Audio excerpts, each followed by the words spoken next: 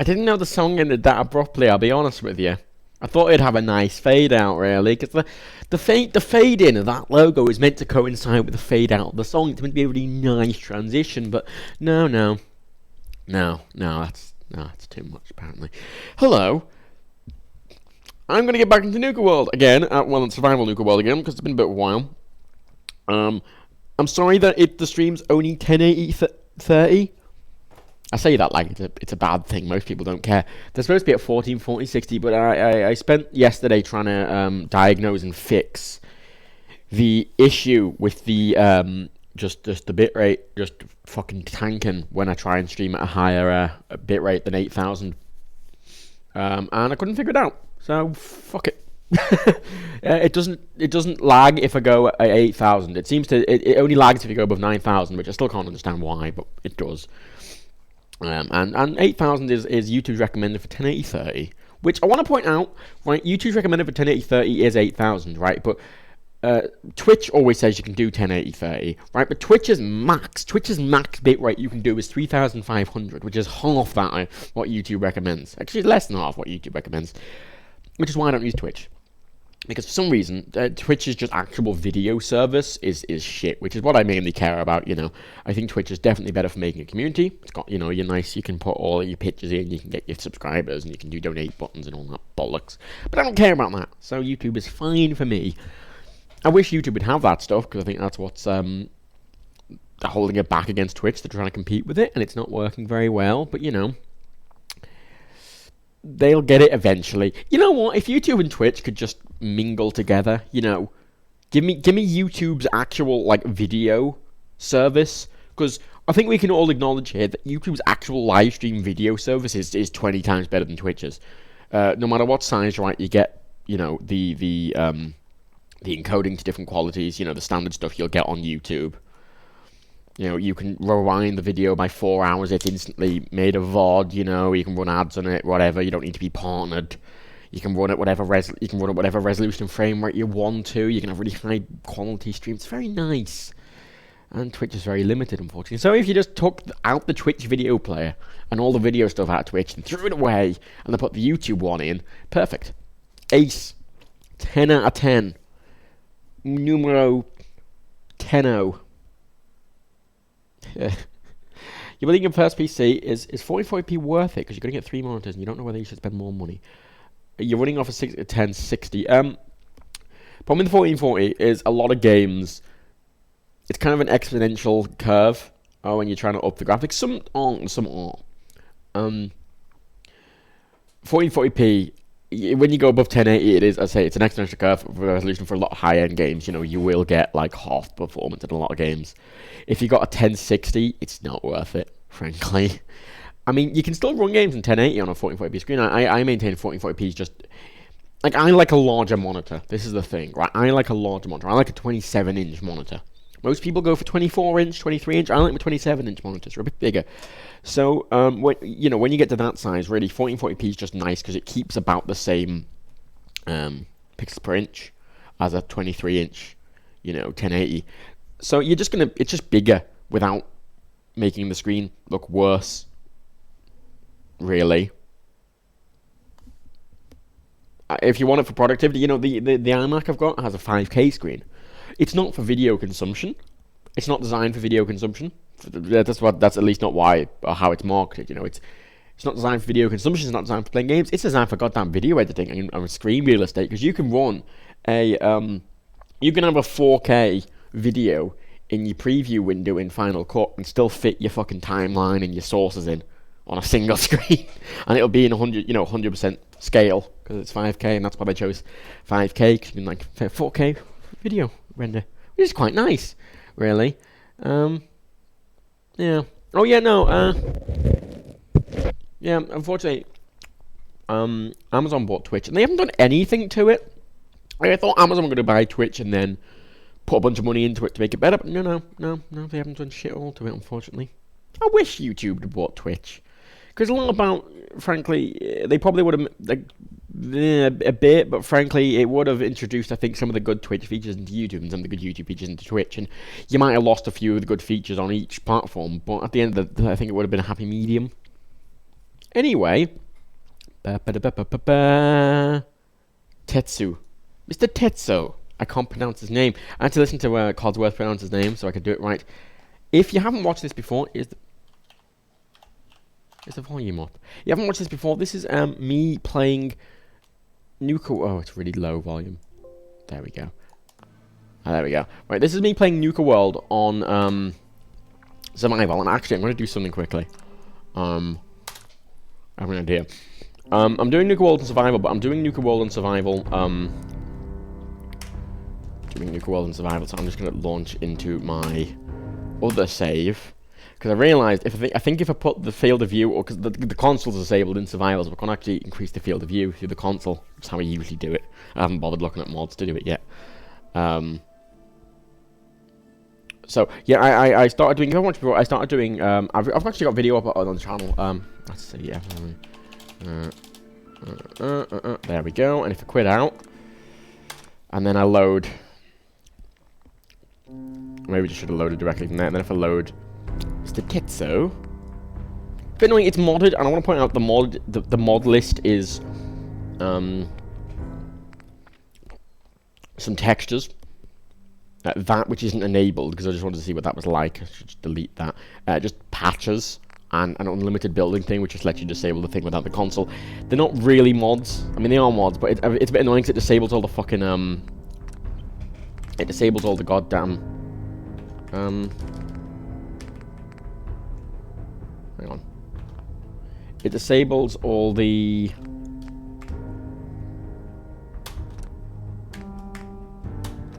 oh no. Oh, it's fine, whatever. It disables all the achievements. There we go. Anyway. No, if you're getting any problems on your end, that's actually your end, I'm afraid. I've actually, at this point, there's nothing wrong on my end. It's just lower quality. Okay, so I've went back in time ever so slightly because it overwrote my exit save, and the field of view is that higher or lower? I can't quite tell. I think it's higher. I'm not sure. Anyway, the two things. This is so. I basically what I did is I haven't said it. I came out of the vault on survival mode, and I basically just went straight to Nuka World. Because Nuka World has a lot of very high-level items which are guaranteed spawns. It's the only place where there are high-level guaranteed spawns in the entirety of Fallout 4, really. I mean, you've got some good stuff in Far Harbor, but here, much better high-level spawns. And a lot of them are free as well. I say that power armor alone. It's not very good when you get here in the late game, but at this level, fuck me, it's the best shit you're going to get. You know, I've got what is, as many I've been saying, is the best melee weapon in the game, and I'm level, at this point, level 18. I've leveled up a lot since I've been here. I got here about level 5. Went up, 13 levels since I've been here doing a lot of stuff. Wish I wasn't. I'd like to level slower because, the advantages of doing this, when you really work, the lower level you are, because having really overly high level items when you're low level makes you incredibly overpowered versus the low level enemies you're facing. But the higher level I get, the less effective that gets, unfortunately. So, I want to complete Nuka World before actually leaving. Half the reason I'm doing this is because I want access to the Raider stuff.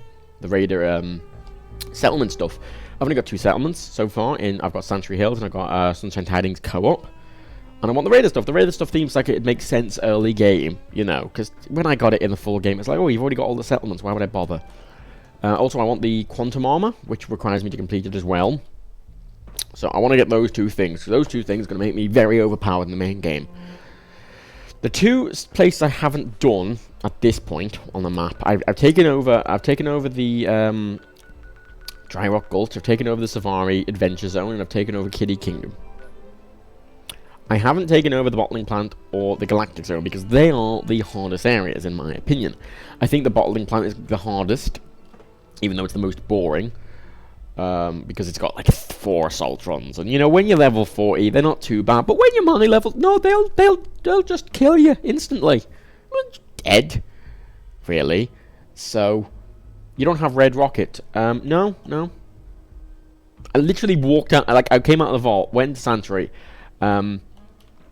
Scrapped a few things from Sanctuary to do up my pistol. I'm still using the starting pistol from the I think I was. Yeah, no, I think this is the starting pistol I got from the vault with a few mods on. You have to understand how relatively low level I am. So I'm gonna, I think I've got an infection. I'm just fatigued. That's unfortunate. That's gonna be annoying. It's not too bad. The Galactic Zone's only over there, and I can run back if need be. The Galactic Zone I can do in sections, which is one of the nice things, but you know. Oh yeah, there was no podcasts, as I explained on Twitter, and as we all explained on Twitter, because Dan was dead. He's just busy. He was he's just busy and a bit sick, so he just didn't do it that week, really. It's not really a huge conspiracy about it, just sometimes it won't be happening. I'm not taking stock, because obviously it's survival, so my character capacity is quite low. I should really put some of this shit away. Acrobatics gear is great. Yeah, that's Cito's one with the modifications on that. Some of them as well, like the colour, for example, is from... You know, you can walk straight into Nuka World, walk into the pack zone, and they'll have that weapon just there. Not Cito's one. Like, but it'll be exactly the same as that, but it won't have the legendary effect on. It's just there. It's ridiculous. It's fine though. It's fine. I'd have the Sword of Wonders. I don't think the Sword of Wonders is great, really. I mean, General Trials Revenge would be good because I'm going against, you know, robots. But frankly, something like this, the Slugger does so much more damage, even with all the bonuses of this and the energy damage bonus. It just doesn't compare. I mean, it's a medium, which is fair. I've got the VATS Enhanced Switchblade as well, which is quite nice. Yeah, and this is my sniper as well, because I put it all into pistols. I put everything into pistols, because you get some really good pistols in Nuka World, so... this is my sniper. It has a lot more bullets than I remember, but, you know... It's a fair enough sniper early in the game. It's not very stable. This is my, like, smaller weapon. It's still quite powerful. How powerful is this, actually? 58 damage. Yeah, that's my critical weapon. That's my lucky, my good old lucky weapon. Just for sort of... It's great for just getting you critical up against low-level enemies, really. I haven't used it much. I'm playing the game a lot differently than I would normally. Oh. I have that on 7 for some reason. Yeah, I'm playing the game a lot differently than I would normally because it's survival. So I'm having to play it a lot more cautiously. I'd never use VATS normally, you see. Never use VATS. Just on PC, I just aim. Sounds... You know, I don't know. I think it'd be it's a lot more valuable when you're on console and shit, but you just aim, don't you? And you know, especially like I never found Fallout that challenging, so I could, if I just aimed and shot, I'd usually, you know, be fine. I'm not gonna do that because I know what I'm doing.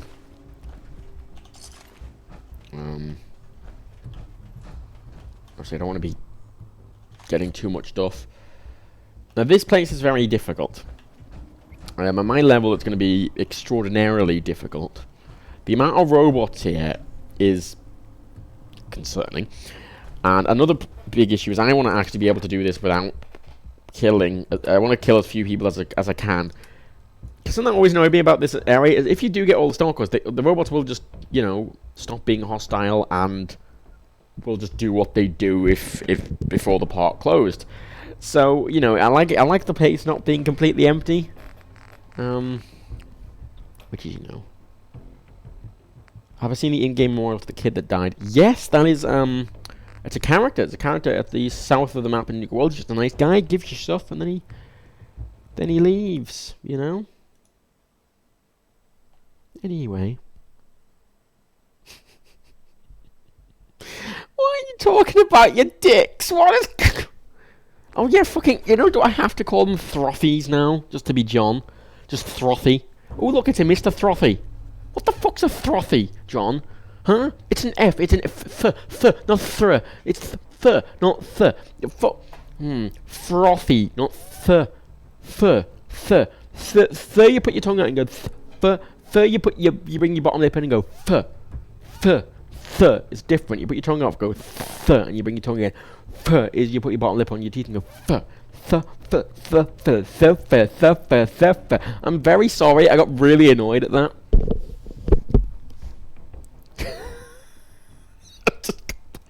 I am going to be doing the Star Cores. I'm going to be doing Galactic Zone. I think I got the Star Cores from everywhere else pretty much, but obviously most of them do Galactic Zone. I still need to do the bottling plant. I'm going to do that last because it doesn't really make a difference in Nuka World. Level-wise, it's not like I'm going to get any better weapons or levels, but frankly, everything in that area will be overly high level to me anyway, so it's not going to make a difference. You can never speak, Jesus, yeah. That's what you get with a fucking classical degree, isn't it? Bellend. What was the holotape she had? Christy's holotape.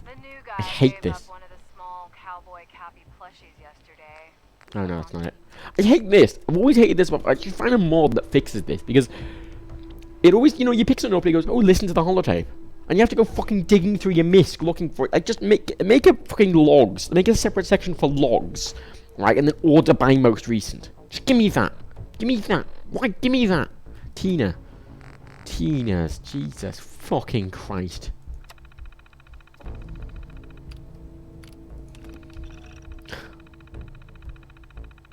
In Dance Terminal came to release as a Pixar reference. Oh, interesting. Thrashbacks.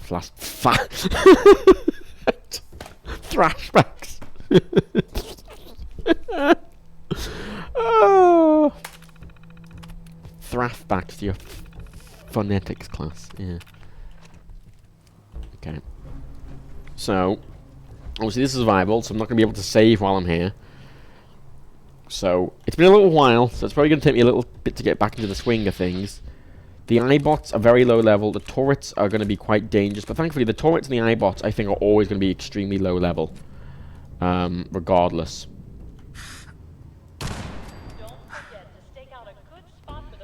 They're always going to be low level, but it's the Mr. Frothies and the Nukatrons which are going to be problematic, although they still... They can still do a good whack of damage to you. To get close. Shit.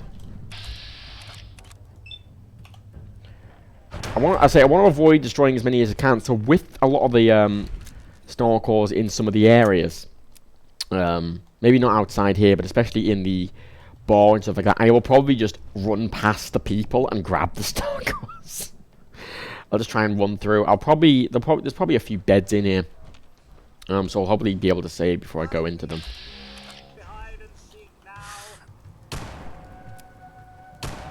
Come on. Come on. Shit.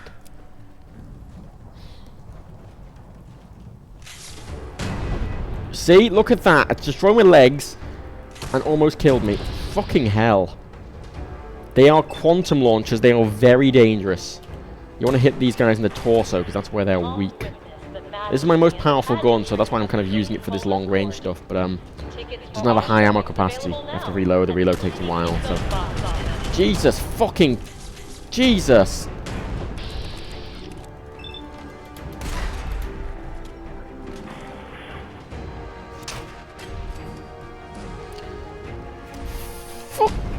Fuck off! Oh boy.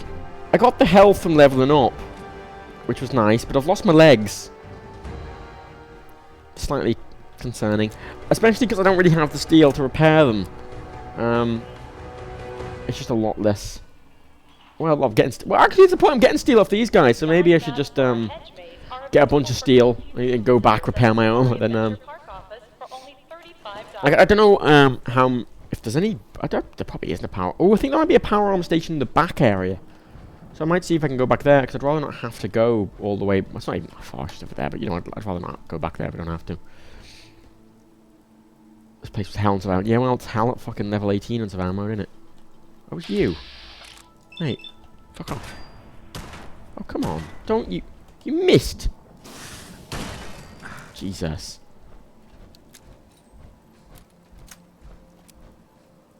So if I can avoid people, I will. I'm not going to look to get into fights. Now... Guests, remember to redeem all your prize tickets at the Nuka Cave. Basically, want to get to the star control area ASAP. Get the markers on my map. Find out how many I've gotten. I want to go for the easiest ones just to shut the robots down, and then I'll go get the rest.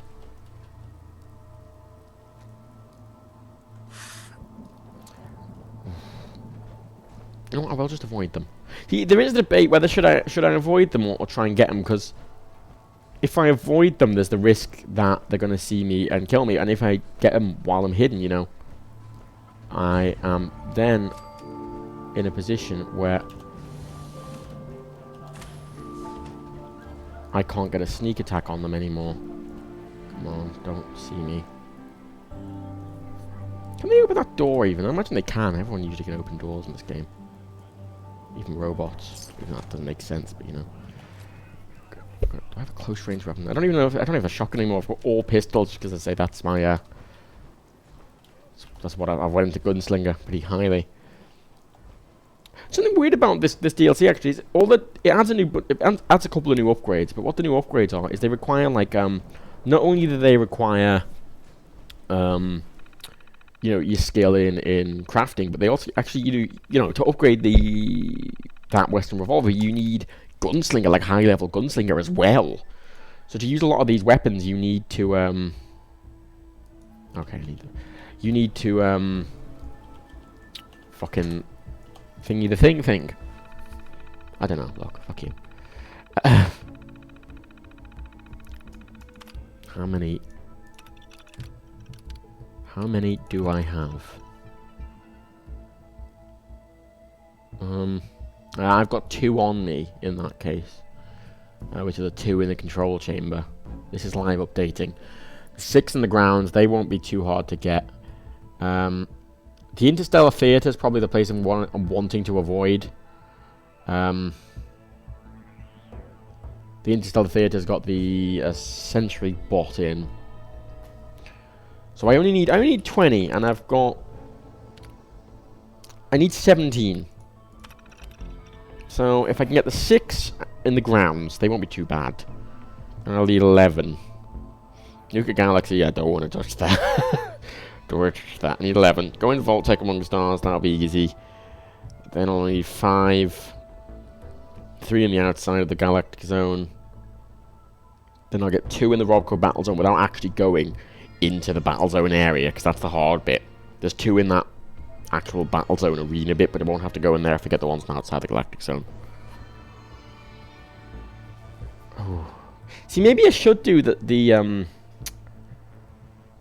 oh, it just doesn't make a difference. I was going to say maybe I should do the bottling plant first, but it wouldn't make a difference, because either way I'm going to... Okay, right, this is annoying. Actually, at the point, there's 6 in the grounds, 1's at the top, so I'm actually going to need 3 from inside the, I need to get 3 from inside the thingy, and... There is no stutter from Expert at the moment, by the way, so if you're seeing stutter, that isn't me. So yeah, I'm actually going to need to get 1 more from the, okay, I will go to Nuka, I will go to the, I'll go to the back first.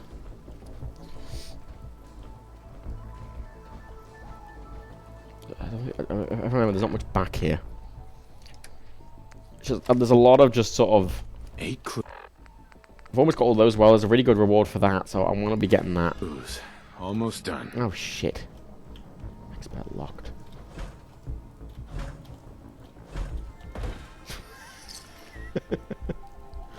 Like I can just jump over it. Okay, there's the Guardian in there.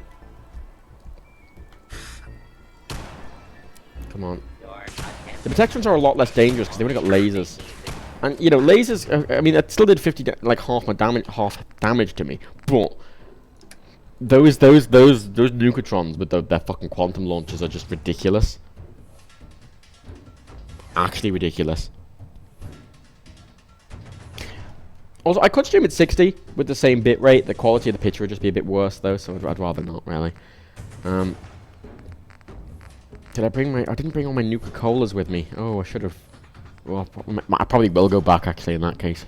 Since I forgot my Nuka-Colas. They're really good. They're really... That's what... Another reason I want to come to Nuka World, because the Nuka-Colas mixes and shit you get are really good. Oh,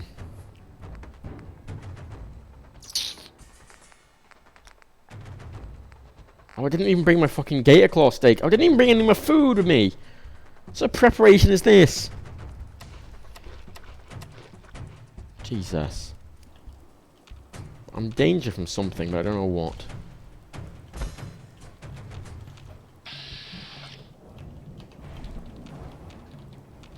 Don't hurt me if there's nothing nearby. Mines are going to be a problem as well. Actually, no, mines aren't going to be a problem anymore because I've got light step. That was one of the first things I bought was light step because I knew I knew I'd get fucked over by mines. So light step was one of the first things I got because when I got a sneak high. Okay. Come on, come on, come on, come on, come on, come on, come on. That is a lot less damage than you said you were going to do.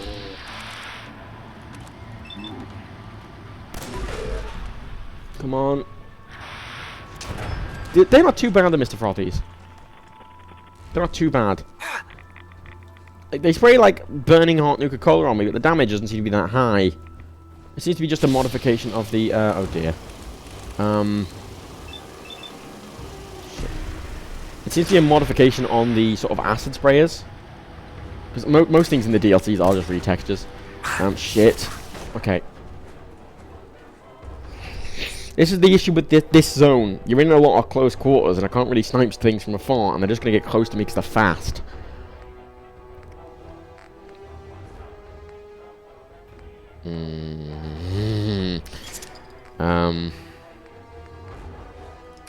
Right, over to the goddamn, to the slugger, I guess. It's my highest output weapon. I mean, why does that, the VATS lies to me? It lies to me. It tells me, you know, it's like, oh, you'll kill them. I'm not. I'm gonna kill them outside of VATS, but I'm not killing them in VATS. Pick up all the goddamn steel I can. Then like, fuck off.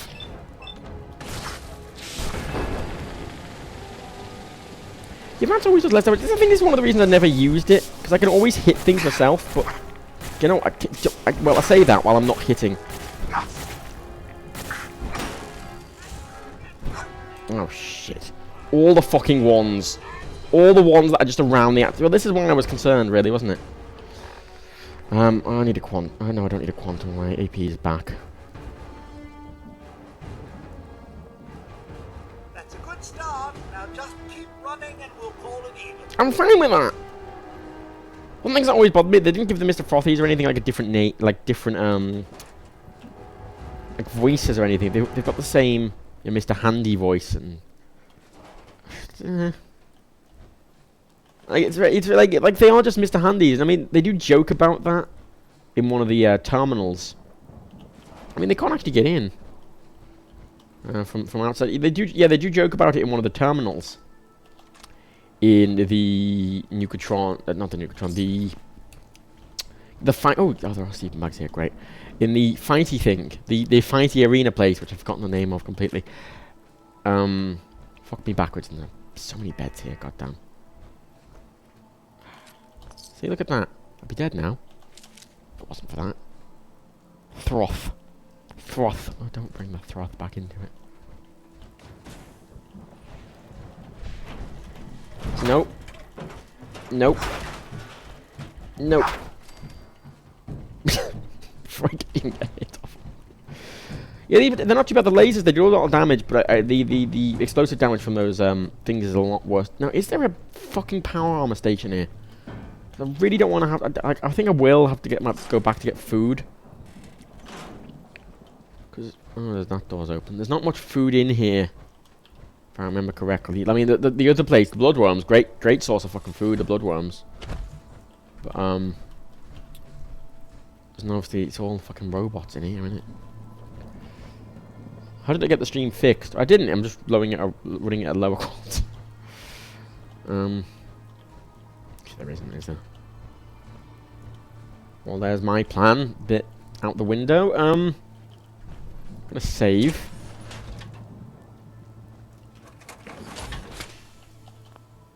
Oh, you are kidding me.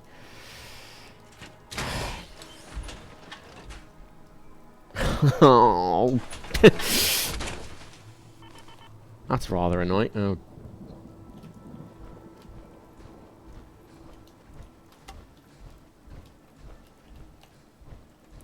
I didn't really want to be melee focused completely. Like, I want to have, you know, a good... Nuisance. That's dumb. Yeah, I didn't want to have too much in melee. So I wanted to be, you know, I wanted to have a nice balance between ranged and melee. You know, mainly stealth, really. It's kind of my, oh god. Like, you know, it's how I play Skyrim, really. You know, sort of stealth archer with really high damage, like stealth dagger. Really high damage, like stealth daggering. And that's how I play it. And it's kind of how I want to play this. I don't have blitz yet. I really need to get blitz. And that was kind of what I'm going for. Frankly, this melee weapon is easily the most powerful thing I've got in the game. Like, it's so overpowered for my level, and I'm not really going to get that overpowered a gun in Nuka World. There's not... There was some very good... Because there's only really the Western Revolver and the new AK in Nuka World. What's the AK-47? I don't know what it's actually called. But, that's all there is. And I got one of the AKs, and they're not that good, frankly. Why not let the robot deal with it? Right there. God, is it... I mean, the thing... Really, getting that's not too bad. It's more like getting the park, getting the 20 in the first place. Because I got the 20, you know, everything's pretty harmless around here. Oh, much. Nothing there after all. I want to get back to, shit. Oh, God. Okay. I'm just going to run like it. I want to get back to Nuka Town, USA to repair my armor and get my food, because I'm going to be fucked without it.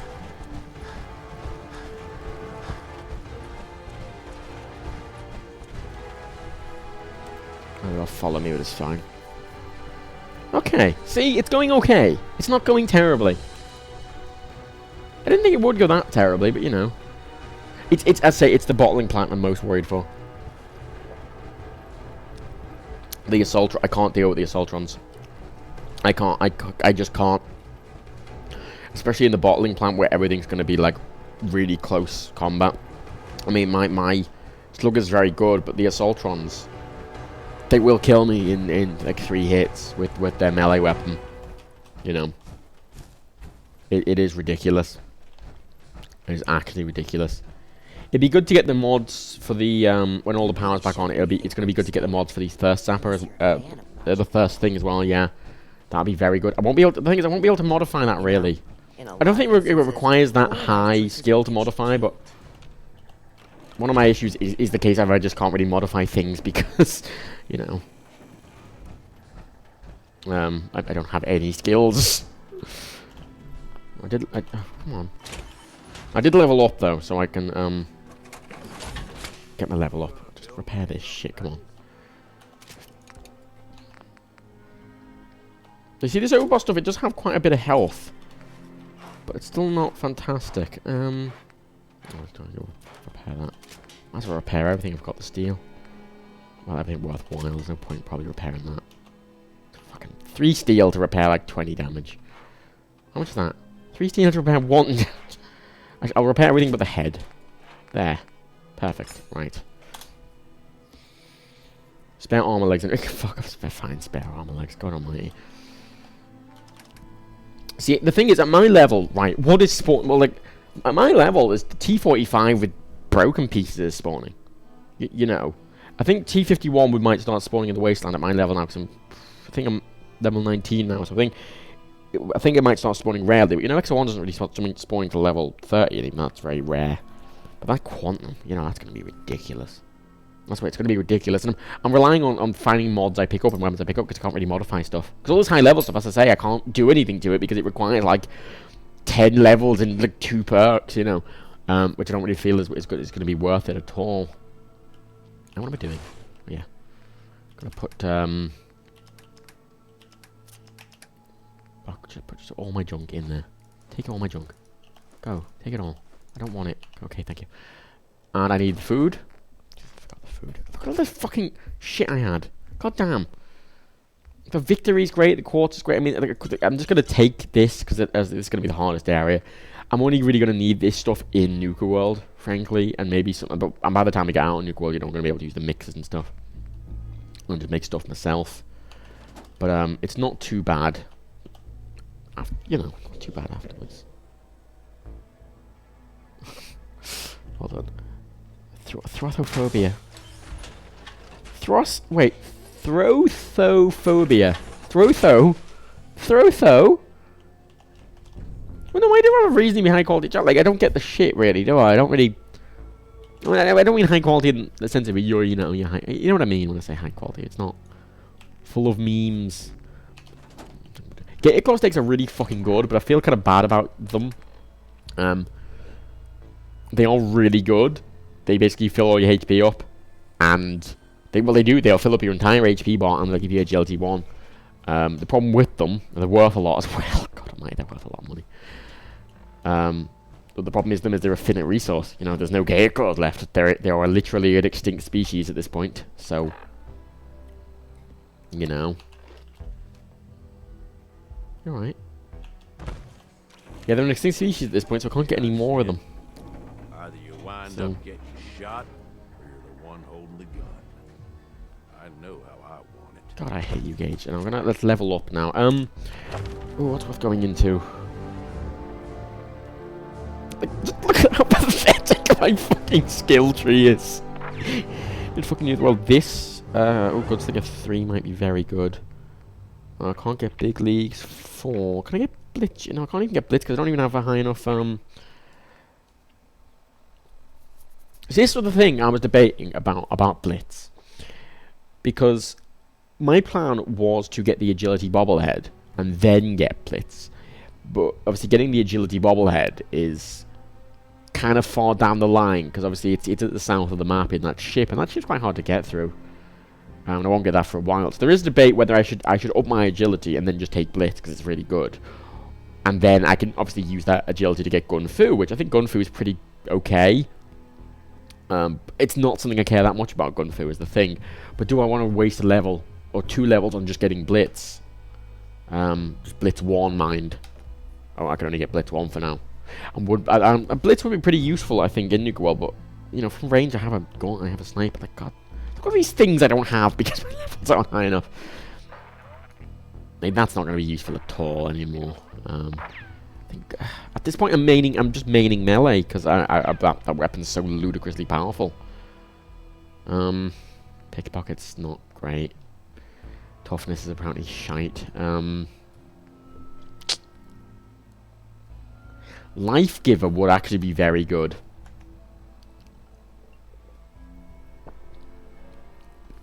Like, a level 3 Life Giver would be great, because then I'd have an extra 60 health, which is like, it's doubling my health effectively in survival. And having the slowly regenerate lost health thing is also incredibly useful, because I just save on fucking food. Again, though, you know, do I want to wait to get the Endurance Bobblehead? Or, where is the Endurance Bobblehead, actually? I remember that not being in an easy place. Poseidon Energy. Yeah. That's not an easy place. Yeah, that's... Yeah. Ooh. I'd probably get that around the same time I get the agility one. So again, you know, again, is it worth upping that? Because I say that's going to be very useful now as well. You got life giving. Chem resistant is going to be very useful in this mode as well, because you know, getting addicted is quite bad. Yeah, but it's hard to really judge, is it? Because again, you know, I need to think long term here as well. You know, because obviously with the you know, I wouldn't mind Aquaboy. Aquaboy would be extremely useful. Just Aquaboy 1. I don't need Aquaboy 2. That'd probably be useful as well, but it's not worth a whole level. You know, just since radiation is just so crippling in survival and Radaway, it's basically a, you know, last resort. That'd be good. Strong back.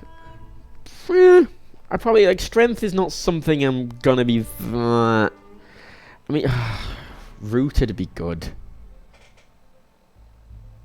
Because rooted, right, because the way, when you're in VATS with a melee weapon, and when you're VATSing someone, even with Blitz, you're standing still. So if you VAT someone in melee, right, with a melee thing, you deal 50% more unarmed damage, while in melee damage in VATS. Plus, if you have big leagues, you know, it just becomes melee just becomes ridiculous. And then if you've got all the sneak attack criticals, it means you're just doing an actually ridiculous amount of damage in VATS with melee. That's why I think melee is extremely overpowered in Fallout 4. If you've got a lot of levels, mine, so I think it's kind of a bit fair enough. But you know.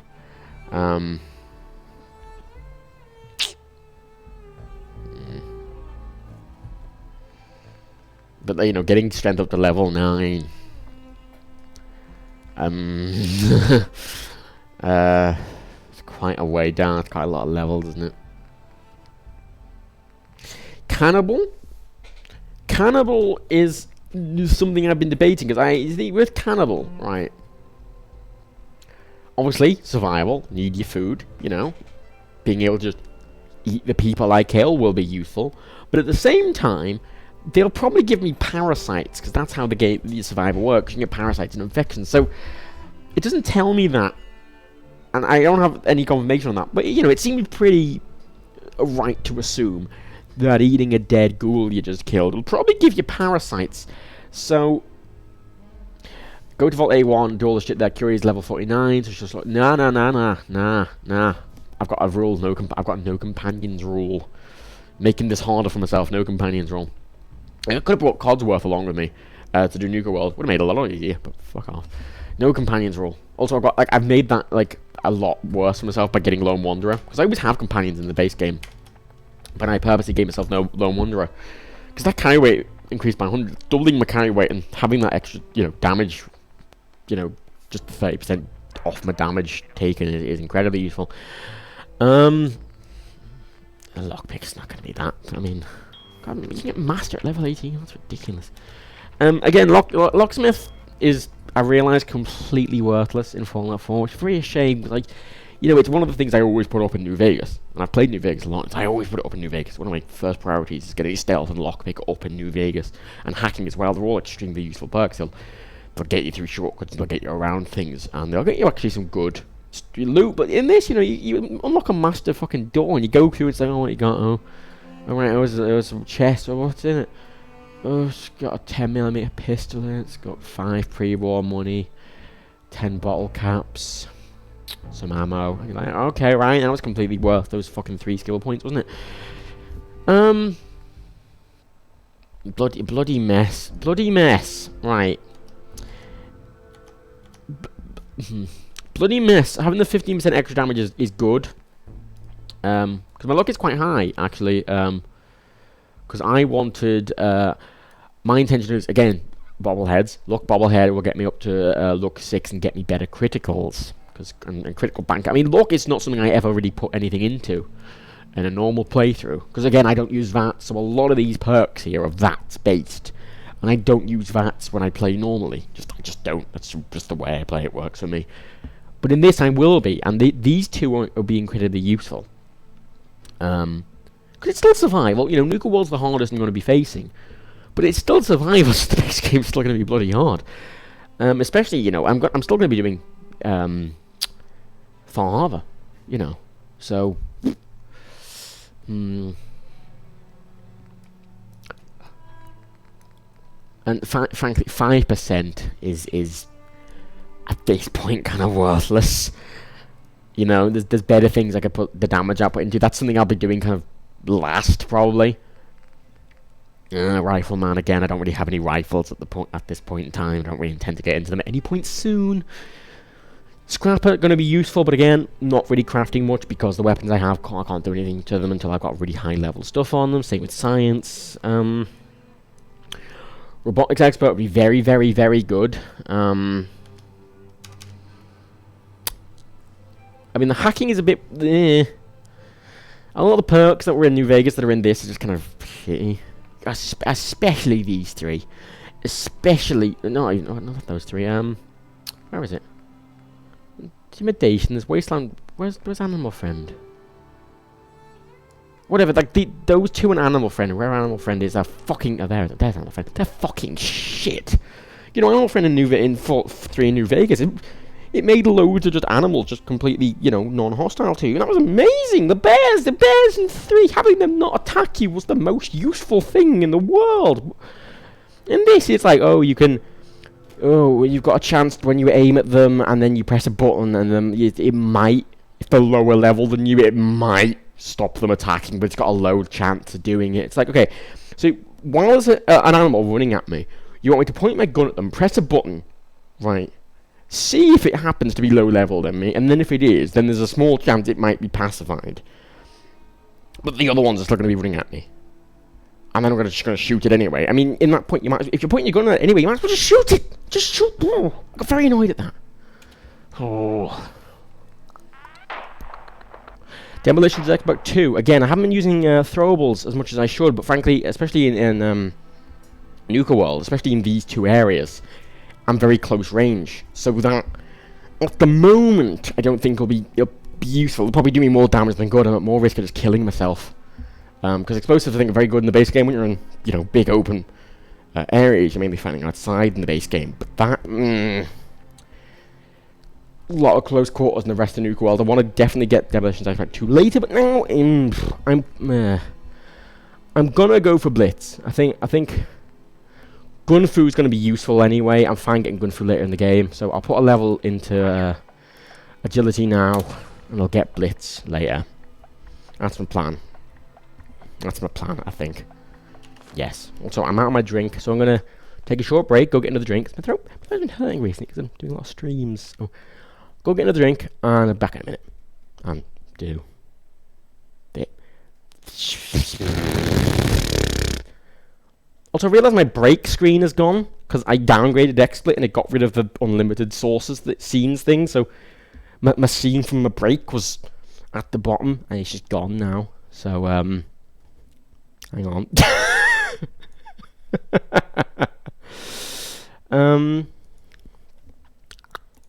Oh dear.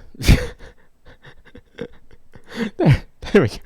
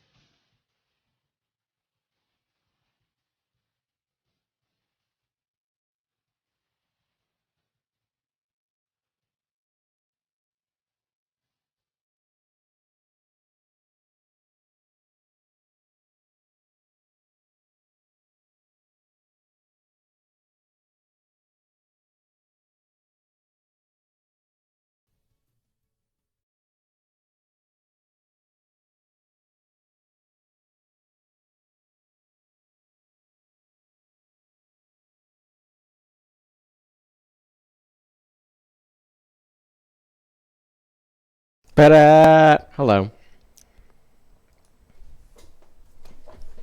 See, I always put a song on these things and go, okay, I'll go get a drink, I'll go take a piss, and I'll like, I expect to do more things. I was like, oh, I'll go get a snack, I'll get an apple, and eat an apple. It's like, okay, went down. And then, yeah, I don't know. I put like a 5-minute song on thinking it'd be, but clearly it wasn't. Sorry. I have a bad sense of time. That's what I get for eating an apple. Anyway, hello. Back we are. Back we are again. Here we go again on my own. But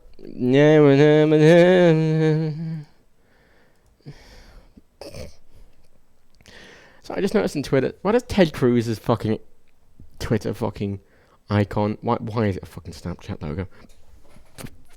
Ted Cruz, you're not cool because you're on Snapchat. You're Ted Cruz. You'll never be cool. You look like Buzz Lightyear if Buzz Lightyear was a fucking Republican candidate. I mean, Jesus. I mean, Tim Allen would be just furious at me, wouldn't he? God, diddly. Fucking. Put it on Twitter. There we go. Look at me. Look at me. Anyway. I am going to watch Clash of Clans. Clash of Champions, yeah. I'm going to be watching, like, WWE less, but I wanted to give it, like, a go to at least the first two, like, you know, brand split pay-per-views. There's too much now, frankly. Like, there's just too much wrestling, really. You know, and I don't... It's a bit annoying being like, oh, you should only follow one brand, because I'm starting going, well... You know, I got to know these characters now, and they've been split into two brands, and I still want to follow some characters from both brands, and it's not like... You know... And I wanted to watch Raw and SmackDown, but I realised, you know, it was just too time-consuming, and I, you know, couldn't be bothered watching illegal streams and all this shit. You know, I ended up buying, like, Sky Sports for a month to see if I'd watch them, and I tried, and it was like, there's an ad every 5 seconds, and I'm like, I just don't want to do this. I can't deal with the ads. And then the pay-per-views, I'm sat there going, I just want a 5-minute break so I can go fucking make myself some food, but there's no breaks because it's a fucking 3-hour pay-per-view. Just have a break in the middle. Just have a, like, 10-minute bit in the middle where it's like, nah, mate, when, you know, we're just having a break. Anyway. No. I'm pressing the fucking VATS button. What? I'm pressing the VATS button. Oh, for God's sake. Yeah, I was pressing the VATS button. Dick off. I should have killed him before already, shouldn't I? Oh, shit.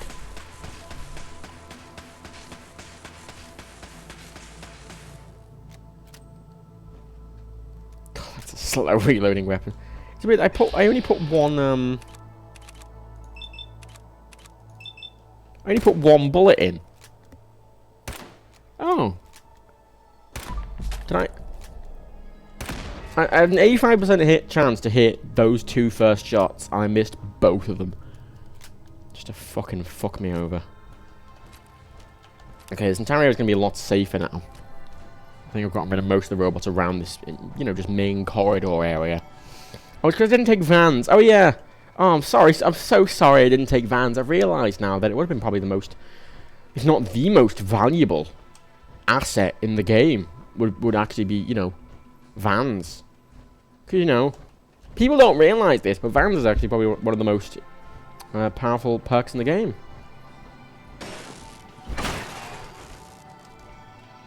I really don't like that. I'd rather just leave them to it, but they're just going to attack me, aren't they? I'd love to do a... Ooh. Would that be any good? Would that be better than what I've got, actually?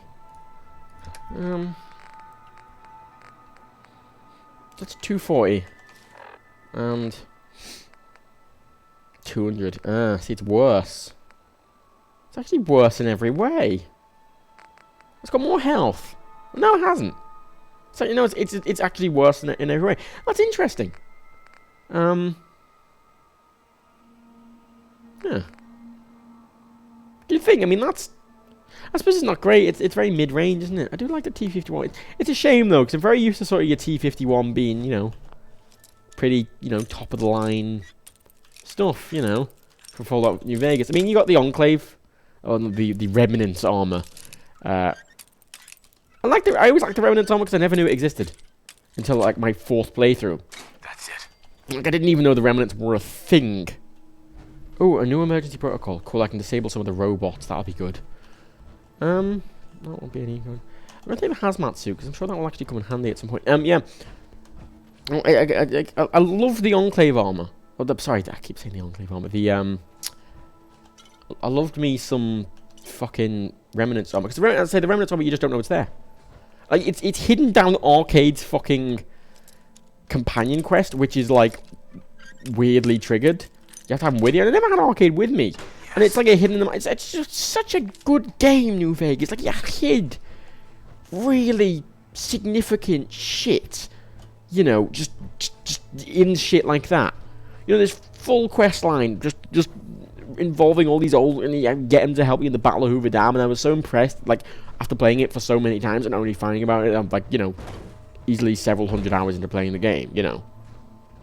It's 40p worth it. Yeah. Oh, yeah, no. Yeah, no. I like it. It's worth it on a 27-inch monitor, definitely. I mean, a good quality one as well. I want to point out, like, I mean, I will always take quality over resolution. Like, originally, I actually bought a 4K screen. Well, before, I had these Dells now, but originally, before I had some nice Asus monitor. And they did 2 versions. They did... Can I shut down the... Shut down the Nucatrons. They are going to be the most dangerous as the Nucatrons. They're the slowest, but they do the most damage. Yeah. Cool. You know, they're good. I like them. But I tried a 4K one because they made 2 variants. They made a 4K variant and a 45p variant, and they're about the same size and the same price. They're both 27-inch. I think the 4K one is 28-inch. And they're both the same price. And I was sort of going, well, what's odd? You know, you expect them to be something expensive. And what I realised, not long after, was that, obviously, the reason, it was just a lower quality panel. And pixels don't mean anything, really. Because the panel was so much worse, and everything looked so much more washed out. And, you know, if you've got a budget of, like, let's say $250 on a monitor, right, you can probably maybe just get a 1440p for that, maybe 300. But it'd be much better you buying a high-end 1080p monitor than a low-end 1440p monitor. Like, it'll always look better, and you'll always go for panel, like, quality over goddamn resolution. It's not worth it. And I've learned this because I went through a lot of monitors. Found which ones I like. I found ones I really love in these Dell ones. These lovely can't remember the exact model, but they have really thin bezels. So when I actually went, because everything I had one monitor, about 2 monitors, and I had the Asus, and then I eventually moved over to 3 monitors. I really wanted to get the bezels as small as I could because I wanted to do, you know, triple monitor gaming. Now,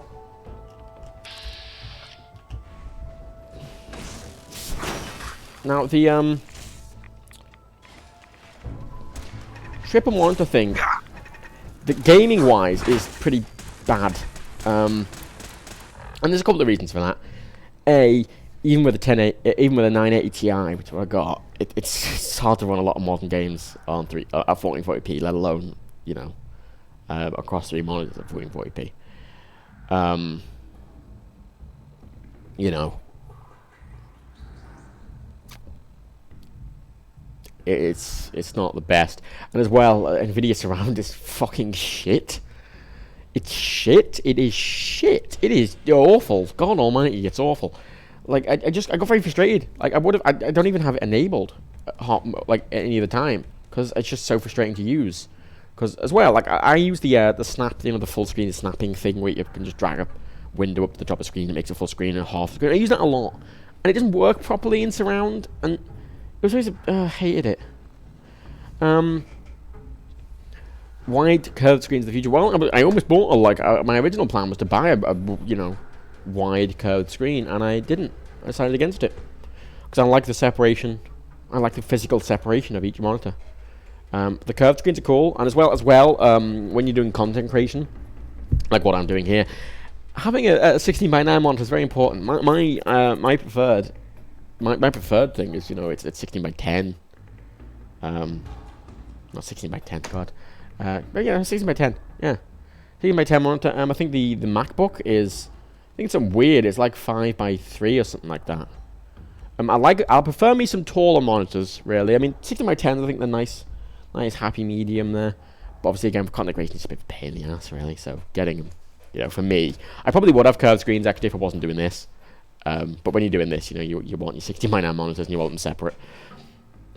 But again, yeah, it is just that running them is very hard, powering and driving them is very hard, you know.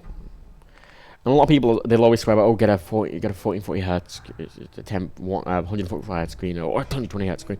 I will never agree to that. Never. Ever, ever, ever. I will always go for fucking panel quality. Either 60 hertz, fucking fine. I mean, the difference between fucking 60 hertz and 120 hertz or 140 hertz is just so... To me, it's so small in comparison to the difference in quality between two panels. You know, if you have a panel... that is... I didn't save when I went back, I realised. I need to get used to that. I didn't save when I went back into the thingy. I don't have a save since the start of the stream. Whoops. I tried so many that I can't deal with these lower quality panels because they just look washed out now. Like, the panel I'm using now is incredibly vibrant, it's incredibly bright, the colours are very accurate. I think a lot of that comes from I've spent years using Apple displays because I obviously had a lot of MacBooks and iPhones and stuff, and Apple displays are excellent.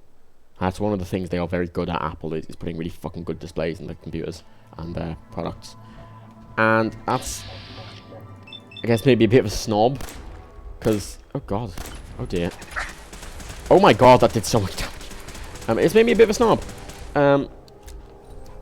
You know. Kind of why I don't know, I really like the monitors I've got, but it's very subjective monitors. It's very subjective.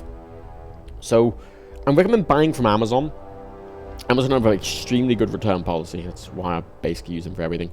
I mean, with the monitors I had, you know, you can return a monitor to them for a full refund like 10 months down the line because it's got light bleed. And I want to point out, light bleed is a really common thing on monitors. The point where I try a monitor for a few months, realised I didn't like it, tell them it had light bleed, because it did, they all do, and then they just give me a full refund. And that's how I tried a bunch of different monitors and found the ones I liked, which were these ones. I think I found these ones through, I think it might have been a MKBHD video or a TLDJ video or something like that, where they were showing off like a 1080 version of this. A 1080p version of this monitor. And I found they did a 1440p version, a 27-inch 1440p version, and I went, fucking ace. Oh shit, there's two! Oh, it did so much damage to me there. You kill me, Tori, I'll be pissed. I should have saved, shouldn't I? I forget that. Again, I've got out of the oh shit. I got out the swing of it because it's been a while since I played. Well, starting all over again. That's an hour of progress lost. Good.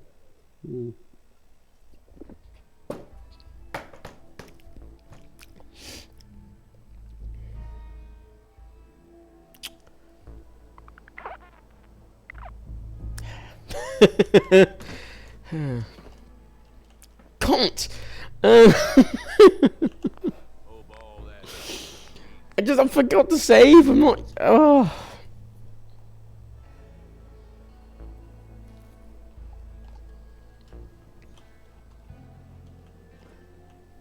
God damn it.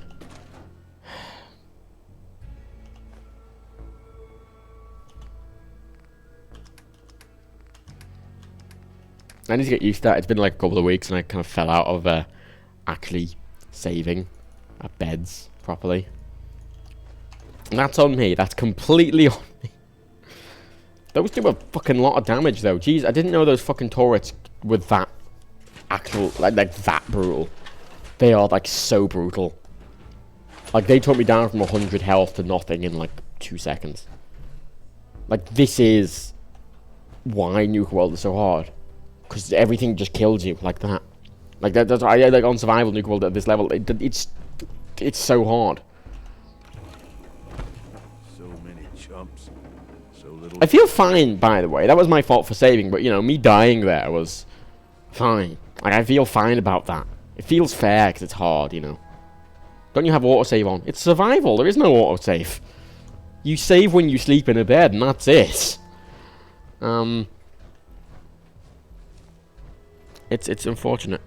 I'm not playing GeoGuessr. This is my fucking Fallout stream. You can go watch me play GeoGuessr when I'm, you know, following.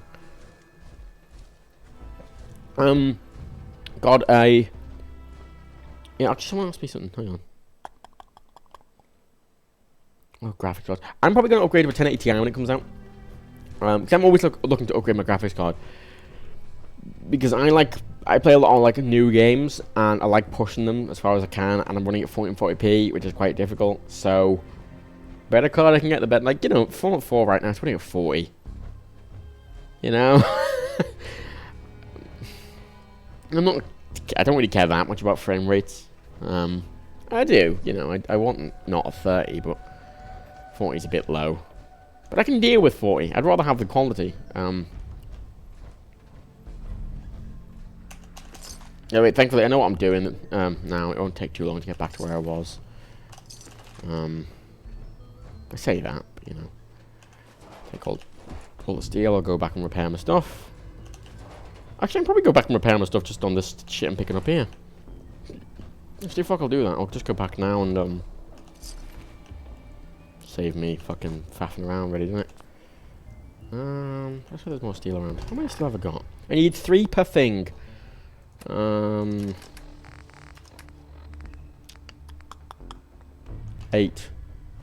No, I want a bit more. As well, dual graphics cards. I always avoid dual graphics cards. I will never buy.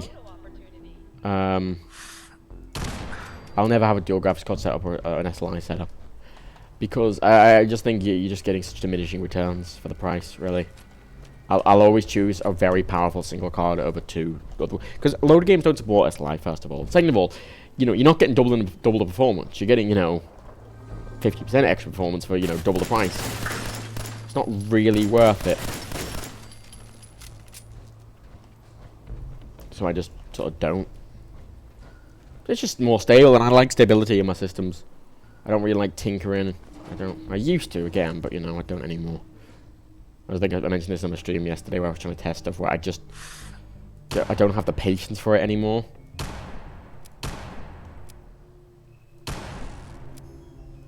I just want shit to work. I mean, that's like, I mean, the thing, for someone like Dan, right, if you're rendering, it's good, because when you're rendering, it is actually just using the power of both of them. It is just using the power of both of them completely. But I don't render on this machine, so this machine is just for gaming and recording. All my editing and everything is on the Mac, which has a better processor and a worse graphics card than this machine. And because it's a Mac, and since everything's first party, and since they optimize things quite well, it will render, you know, 3 times faster than anything on this machine. Which is one of the reasons I quite like using. Oh, that twat again! I forgot he was there. Run.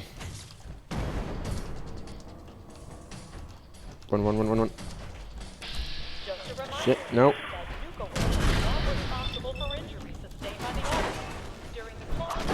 Yeah.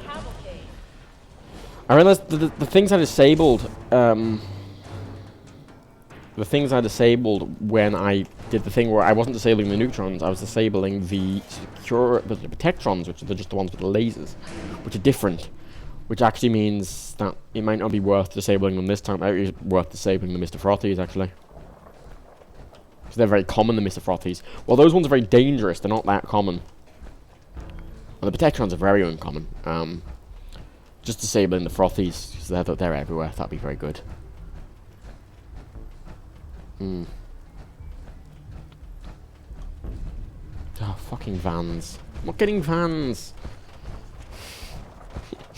Leave me alone, I don't want vans.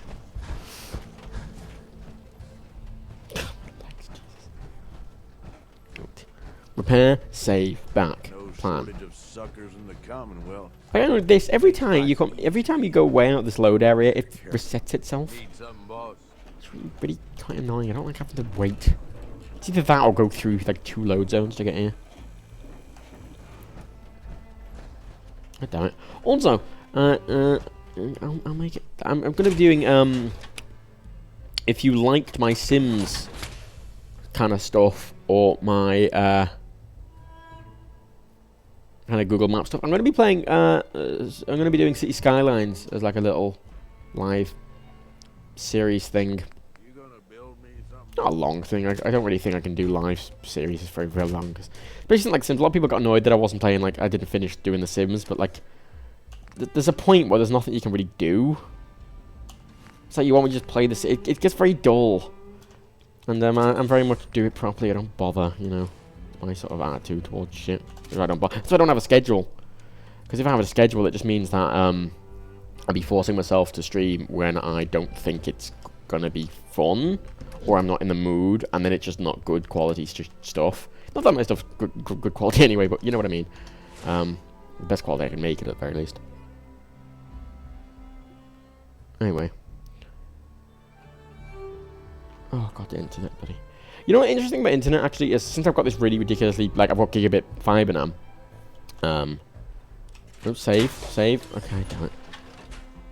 Now, since I've got gigabit fiber now, I've noticed my bottleneck is actually other servers. There's a bit of an... It's...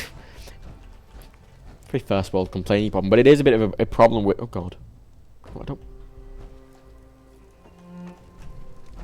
What? Look out below. You know, and because when you're on gigabit, it's not like everything downloads at gigabit. Most servers aren't gigabit you download from. Most servers are sort of like, you know, 100 megs or whatever. So, you know, really the use with gigabit comes from being able to download multiple things from multiple servers at once.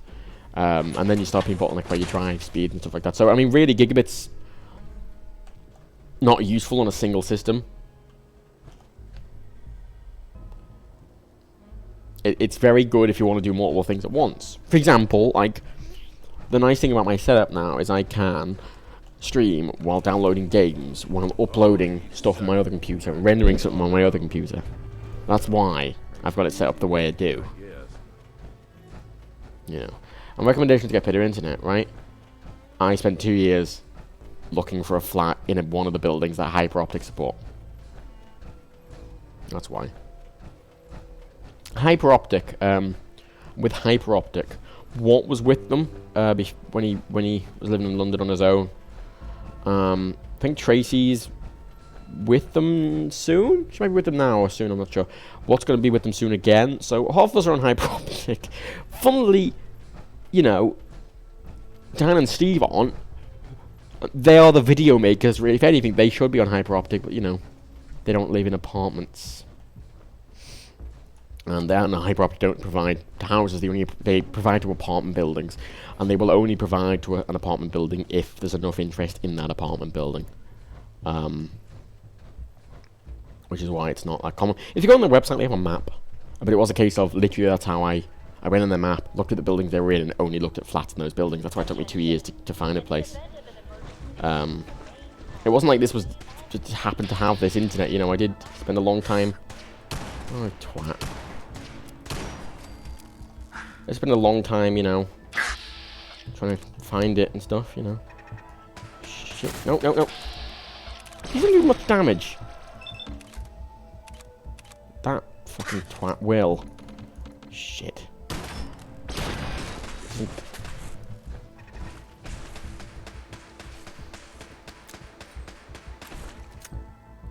A lot of people still have dial-up, yeah. Not a huge amount. Some people do. I mean, the UK is pretty good for trying to get its internet speeds up. You know, David Cameron was one of the big pushes for that. He was a big push for mobile, 4G and 5G data. Because it's one of those things, David Cameron, one of the things he was good for is you know, environmental consciousness. In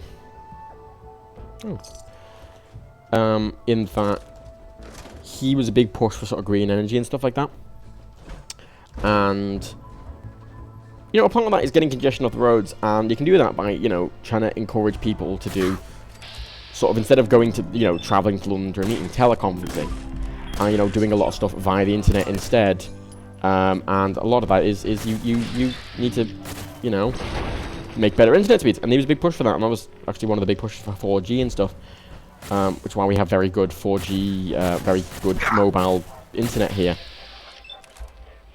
Why don't these have any markers on them? There we go. But the EU was one of my reasons I always said to people, you know, don't vote to leave. Was not the EU, by law, are introducing a thing that will require, or they are in the I can't remember what the name of the program's called, but it's basically going to require every Trundling around looking for something that wants to EU country to provide at least 50 meg broadband to every home in every country for a reasonable price. You know, for a base price. You know, you have to have it available to them. You know, so even if you're in the middle of the countryside, you have to be able to purchase 50 meg internet for a reasonable price. You know, and they have to find some way to do it, whether they are going to lay a big long cable to your house, they're going to do it via satellite or whatever. They have to provide some way, and they have to do it for not extortionate prices, you know. That was one of the big things. And obviously, it's quite, I think that they sort of are in the process of making it. So you haven't left the EU yet, so it's technically still going on. But obviously that's never going to really come to fruition because we've, you know, lost the EU. Quite unfortunate, really. Addition to the human rights at the right front. Yeah, that sounds about right. So, you know, good things there. Which is unfortunate, really, because I think, you know, I've spoken to a lot of people who sort of did, you know, they do live in the countryside. They do live in, I wouldn't call it the middle of nowhere, but, you know, they do live not close to, you know, not close enough to really get good internet to anywhere. So they get, still, you know, like 1 megasecond. And at this point, frankly, 1 megasecond is pathetic. It's pathetic, 1 megasecond. And it's I understand why the internet providers don't.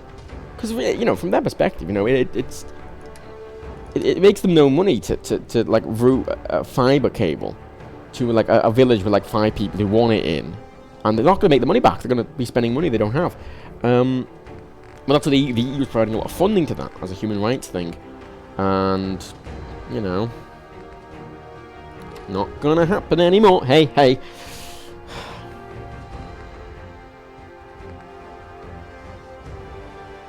Yeah, I mean, it's. I think the UK is still very good for it. You know, it's definitely a lot better than the States.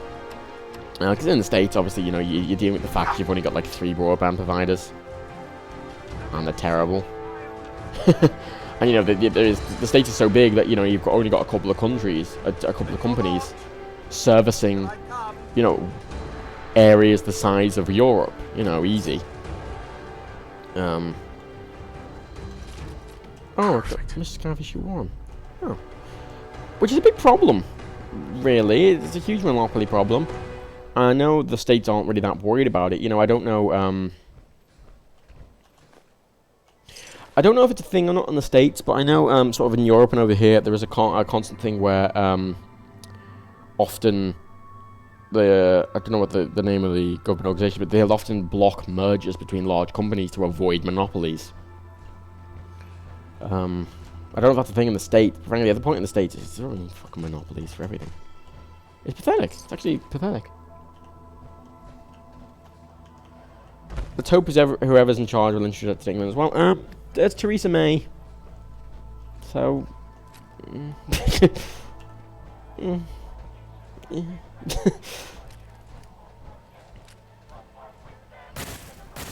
Theresa May is a very boring politician. That's Theresa May. Like, I don't know if she would. She didn't strike me as the kind of person who will do something unless she needs to. Really? Come on, come closer, mate. Come closer. There we go. There's 2 of them. Shit. I mean, say what you will about Cameron, but it was one of the things I did like about him, was that he was reasonably, was reasonably tech savvy. You know, he was reasonably into green energy and stuff like that. So you know, well, that's the thing I quite like about British politicians. Because even our worst politicians, I'm sat there going, you know what, they have a lot of reasonable points. But in the States, you know, you look at someone like Trump, it's like, no. No. No. Because, you know, all fucking right-wing politicians, maybe left-wing in the States, I've said that a lot, but they would be, you know. Someone like Cameron, he would be a Democrat in the States, you know. Easily, because, you know, the Republicans are so far extreme in comparison. You know, where, you know, Europe, and it's just England alone, they're very liberal countries, you know. So, you know, our left-wing parties, the problem is they've all sort of merged into ones, they've all sort of become quite centralist at the moment, but, you know, our right-wing parties will generally be closer to left-wing in the States, and our left-wing parties will be very left-wing for the States, but, you know, over here we don't really consider our left-wing parties left-wing at all. Theresa May has killed the human rights thing we did. Yeah, Got it. really hate us leaving the EU. I mean, because the thing is, like, to me personally, it doesn't affect me very much, because I'm a dual Irish... Oh, God. They did 70% of my health right there. Jesus. I need a stim pack. Oh, God.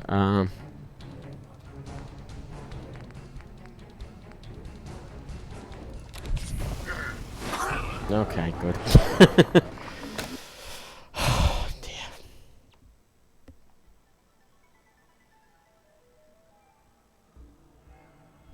One of the big problems with the UK's fibre and stuff is that a lot of these companies installed a lot of this stuff, you know, 15 years ago.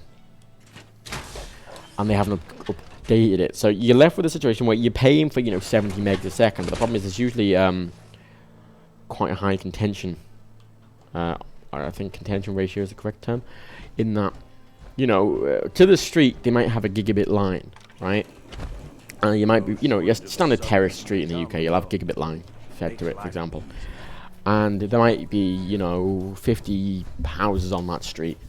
And, you know, when they originally installed that, they weren't expecting, you know, many houses to actually utilize, or, you know, they installed that line, and you know, we're selling, you know, 5 meg packages.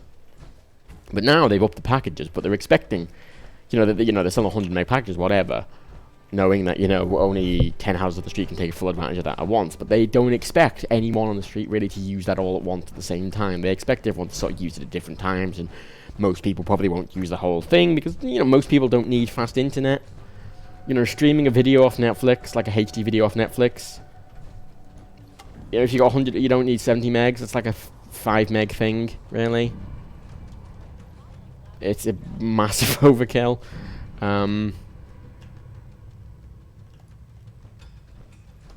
But you don't expect. I mean, as I say, something like Hyper Optic, their new lines, well, they just haven't upgraded the lines. Is the problem with these networks? They will.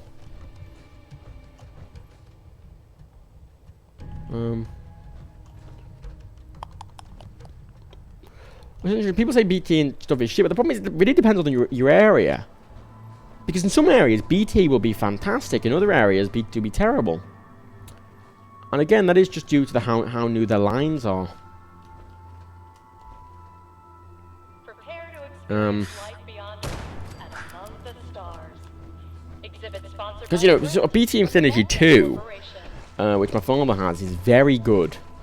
It's very reliable, and the reason for that is it's because it's a new line. You know, it's a newly installed line. They're upgrading the network to support it. You know, it's not like it's not using these old networks of old, but, you know, a lot of the BT fiber stuff will be. A lot of the fast BT stuff will be. You know, the slow BT stuff will be shit. Same with Virgin. I mean, Virgin, even if they put a new line in, they still have that horrible fair usage policy that I can't fucking stand, which is what, you know, ruined a lot of the old stuff I used to do. God damn. God damn. You said I was going to kill him in one fucking hit.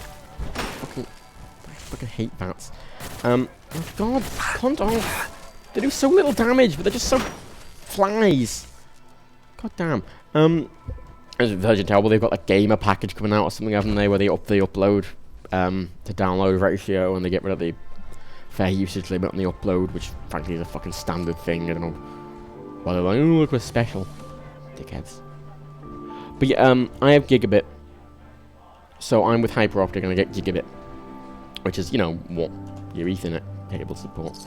I get a bit of a down thing, so you know, at the end of the day, I get more like 850 megs on a computer, a single computer. But generally, you know, across everything, you'll get a gig, near enough. Frankly, 100 megs, quite a big thing on its own. But from, you know, a gig to 900, it doesn't really make a difference, because again, you know, pretty much everything you download from won't take advantage of all that. Again, just because, as I say, servers aren't good enough. That's fair enough. It's a very niche. It's a niche product, isn't it? Really, gigabit internet. You know, it's only power users or business users or whatever getting it. You know, someone like me, like nobody needs gigabit internet. Right, hyper optic, they do non-gigabit things. They do 100 meg packages and stuff, which I would recommend to anyone else. Like, I get the gigabit internet because I can actually make use of the gigabit internet because I work on the internet all day and I deal with a lot of high-size files, you know. That's it. They upload the download ratio and the fair use download.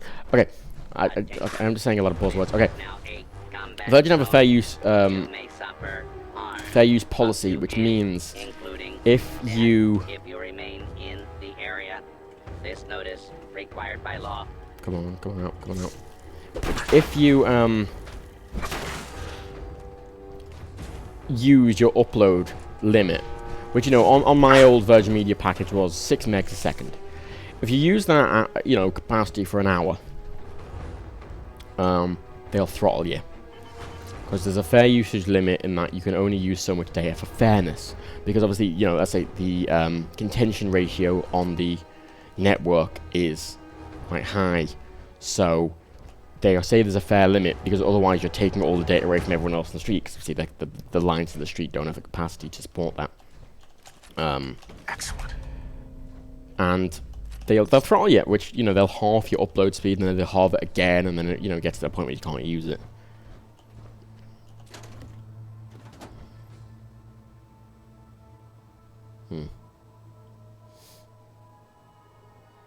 I mean, there's a limit to what internet you need. People don't need the fastest internet. You know, sometimes it's nice to get fast internet. You know, gigabit internet's a very cool thing to in theory. To most people, it seems like a cool thing in theory, but it's useless for any of you. It would be useless. You're not going to get the advantage out of it. Is the problem.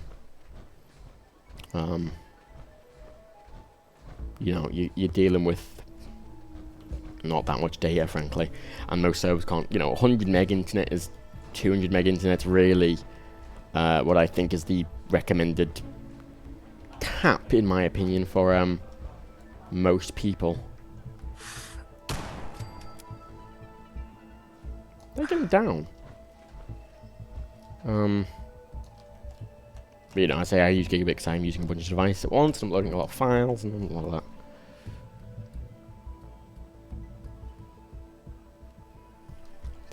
Throth. Fuck off, Throth. Jesus. It's a nice smaller stream today. A lot less people turned up than usual, which is nice, actually, in its own way. I like doing small streams every once in a while.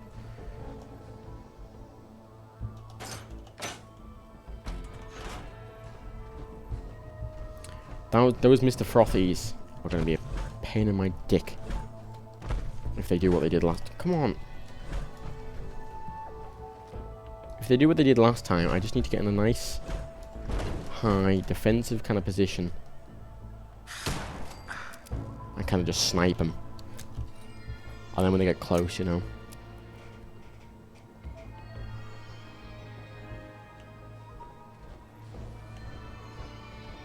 Because their weapon, those like Nuka-Cola sprayers, don't have that much range, but they do a lot of damage when they get close. They're more like a shotgun.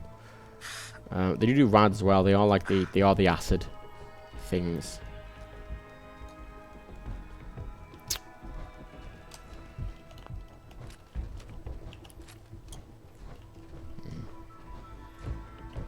You wrote cuts out when you get a phone call, Jesus. But it's late, yeah, I usually do streams at this time, don't I?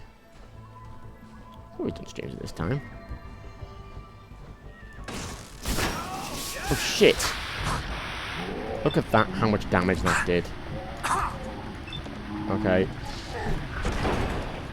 One down. Move, move, move, move, move, move, move, move, move, move, move. Okay. Okay, okay, okay, okay, okay, okay, okay, okay, okay, and fuck off. Okay, move, move, move, move, move, move, move, move, move, move, move, move, move, move, move, move, move. Oh god, they do so much damage. Okay, they just appear. It's not like a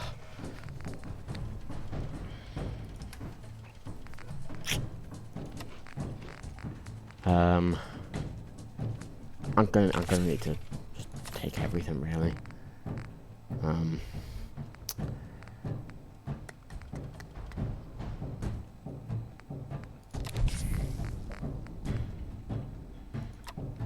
I thought you up your HP instantly with the buff out because it increases your max HP, so that's very useful.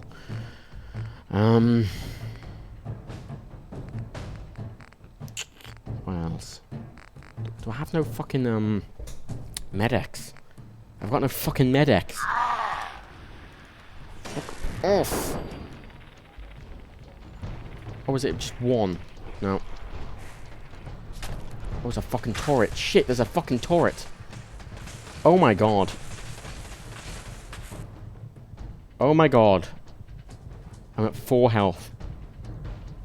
6 health. 7. 8. It's gonna kill me the second it sees me.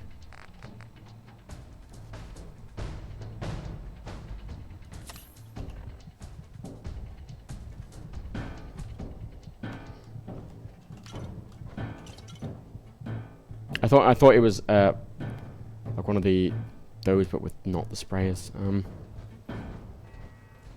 Okay. Fuck me. Right. I did that without looking, which was just says something about the amount of times I fucking lockpicked and goddamn these goddamn games. Goddamn these goddamn games. Oh god, there's 2 of them. That's why I was getting fucking mauled.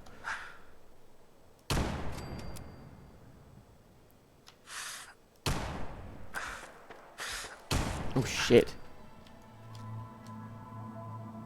Didn't think they could get me from that range. I think they're both down though. Cool. Right. Going to disable the Mr. Frothies. Mr. Throffies, sorry. Mispronunciating it again. I feel very bad about that. Oh dear.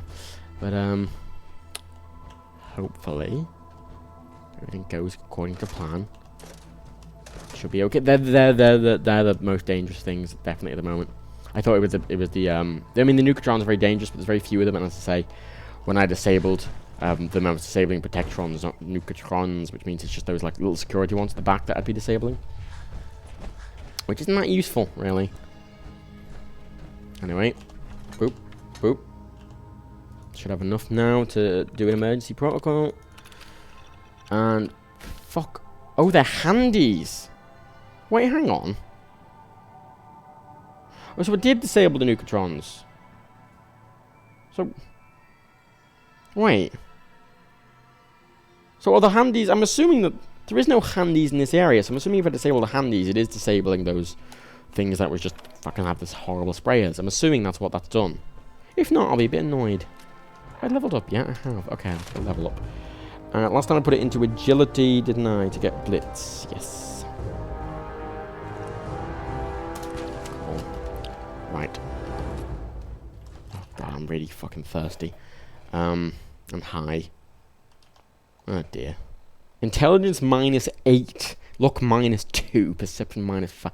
Jesus, intelligence -8 for being dehydrated. That is terrible. Jesus. I'm gonna. Oh, I don't have the water. I'm gonna take the dirty water.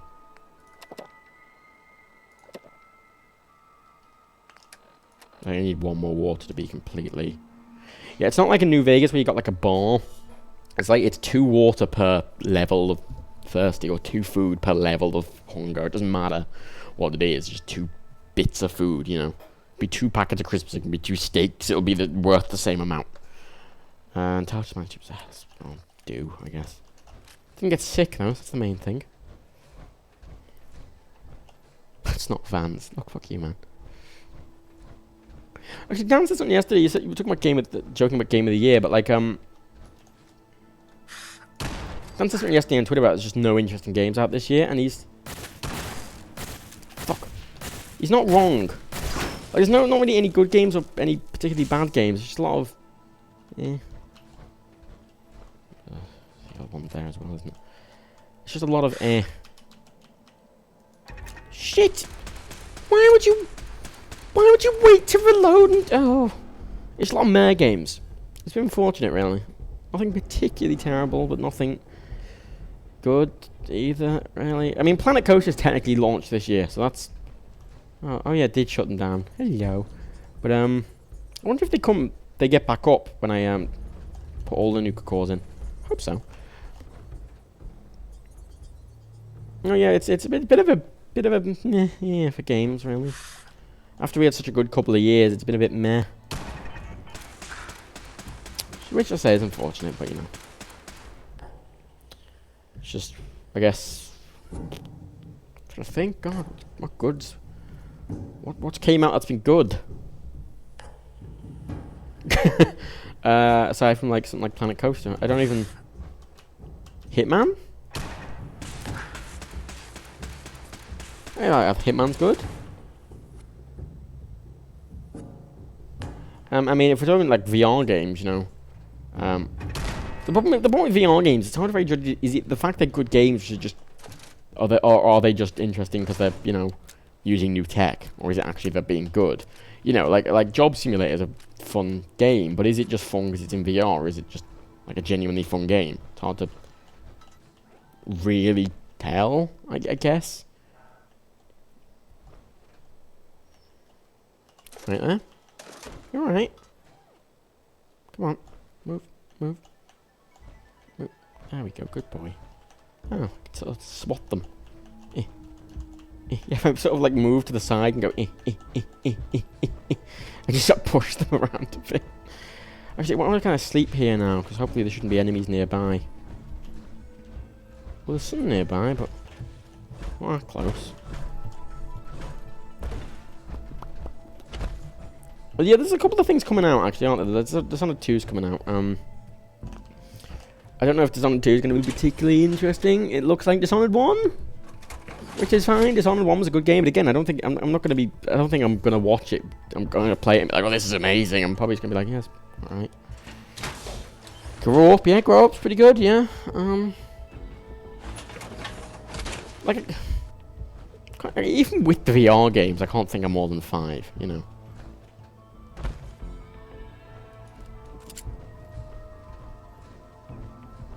Bad games, like I can never have a bad games list because I just don't really play bad games.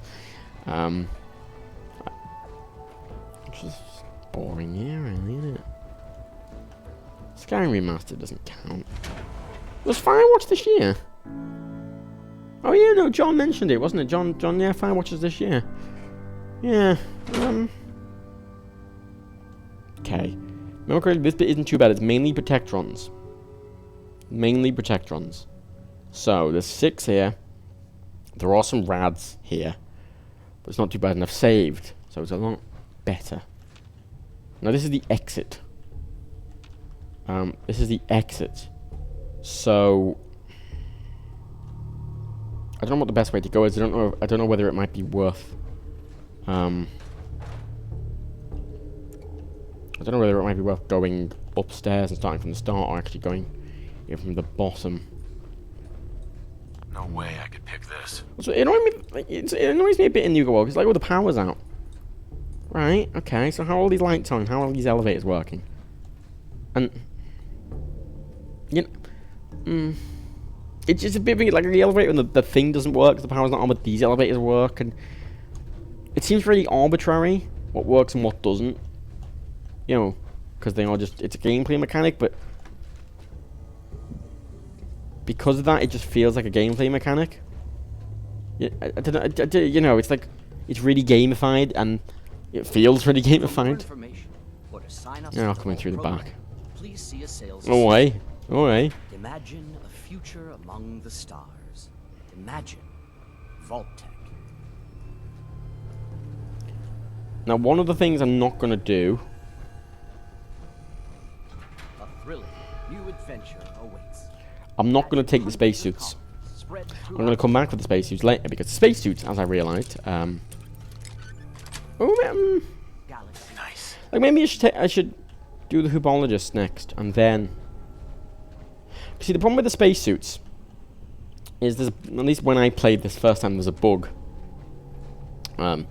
They weigh 8, they're quest items, and they weigh 8 each, even though they're quest items, and you can't remove them, but the game doesn't tell you can't remove them. So I was in a situation where I had, like, 6 spacesuits weighing 8 each. And, especially in survival, like, that's a significant weight. I mean, that would fill me up completely. I can't remove them. So, ooh. Turrets. Cool. Yeah, I just... So I'm gonna come back and get them once I've... Shit. I'm gonna come back and get them once I've stopped. Once I'm about to go do that quest, I'll just go and get them and then I'll come over. What is that? Okay, good. I thought it was a fucking assault and I was gonna shit myself. The Galactrons. They're not too bad, the Galactrons, actually. New adventure But the problem with predictors is they are just slow. spread throughout the galaxy. They got the space lasers. It's like normal lasers, but they look a bit spacey. Like, they're bald. They keep talking about how they want to be president, you know? Well, he's not bald. He's like, got a receding hairline. Like, your chicken wings. I can't do it. I can't do a Frank Underwood accent. Just be insulting, really. How did I fix the issues? I didn't. I'm just running at 1080-30. If I run below 900 kilobits, 9,000 kilobits a second, it doesn't seem to be an issue. I just wanted to do this stream, unfortunately. Shit. This isn't a permanent thing. I will end up fixing it. Just you know, be a little while. Vault-Tech's cutting-edge science and technology. You can rest assured that your colony will have the resources to face any challenge. Enjoy a rich, varied diet, locally sourced, colony's own hydroponic gardens. Come on. Hostile Okay. target detected. Come on. Come on, mate. Bring it, bitch.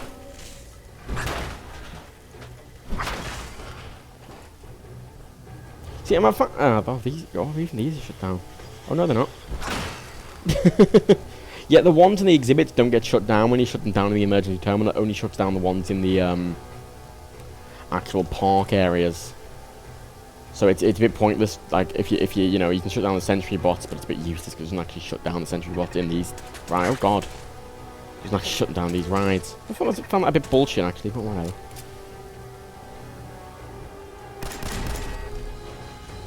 Titanfall 2, Titanfall. Battlefield. What? Battlefield 1 is going to be. Battlefield 1 is just Battlefield though. Where's that there? Did I knock that off? The problem with Battlefield 1 is just... It's just Battlefield, isn't it, though? Equipped with all the Like... comforts of home. It's just Battlefield. I don't care that it's set in...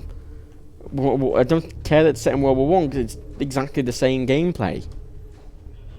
Like, the fact it's in World War 1 changes nothing about the gameplay, and that's why I'm not interested. I'll call level up, I can get Blitz now. That'll be good. Oh, I get Ninja. Oh, I could get Ninja 2 though. Now Blitz is going to be useful in the short term. Okay, I'll get Sneak 3. War is cool. Yeah, it's just about for like. It's like you always log it. You got a fucking. Your weapons have different textures. And it's like, oh, you Look, there's World War One era planes, and they don't handle anything like World War One era planes, and they just act like modern planes.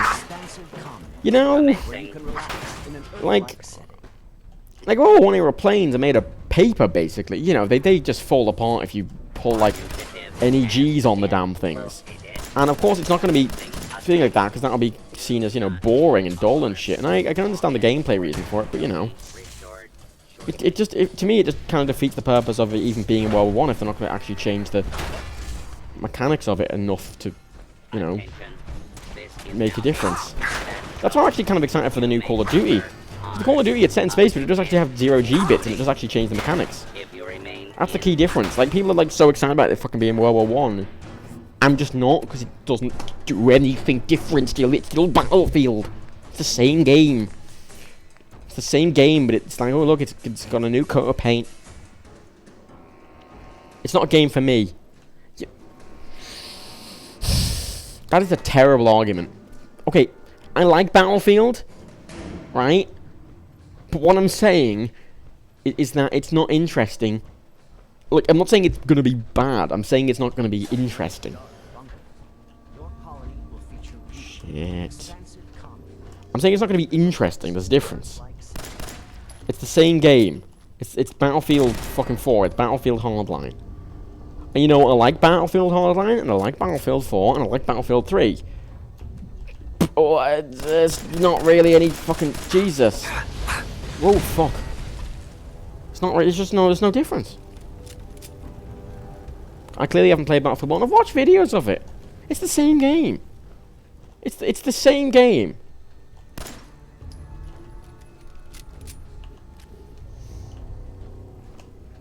You know, I get it. You can be a gunner in a plane now or whatever. But like then the mechanical differences, but you still play the game the same. That's why I quite like Rainbow Six Siege, because it was one of the first games I played like shooters and like in that kind of style that actually played different. It wasn't just paint. You know, it wasn't just new textures and like a different theme. It actually mechanically.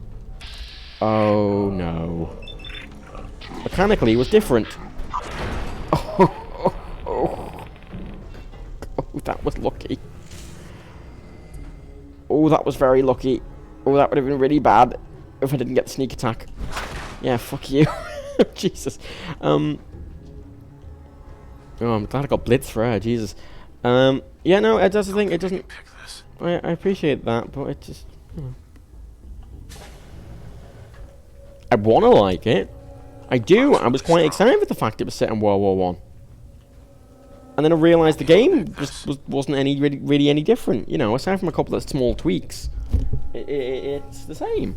You know, it's still the run and gun. You know, I like Rainbow Six Siege because it requires you to play it stealthily, it requires you to play it tactically, and it requires you to be fucking, you know, accurate and yeah, it's just different. You know, I want different.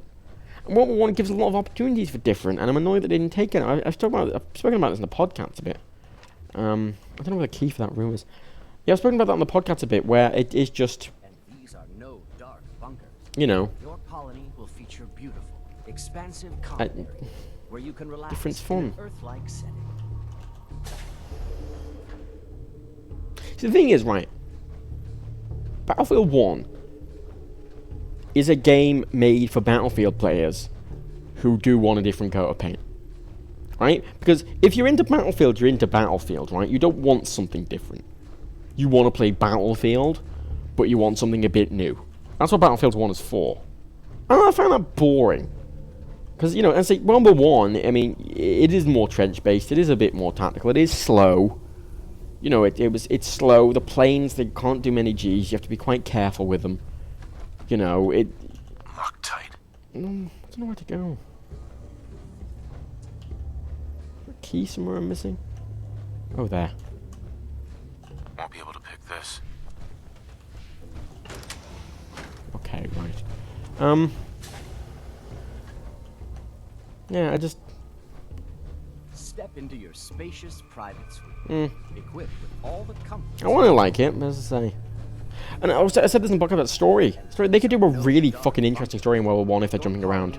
Because World War 1 was one of those wars where no one was... Oh, no. No one was really in the wrong in World War 1.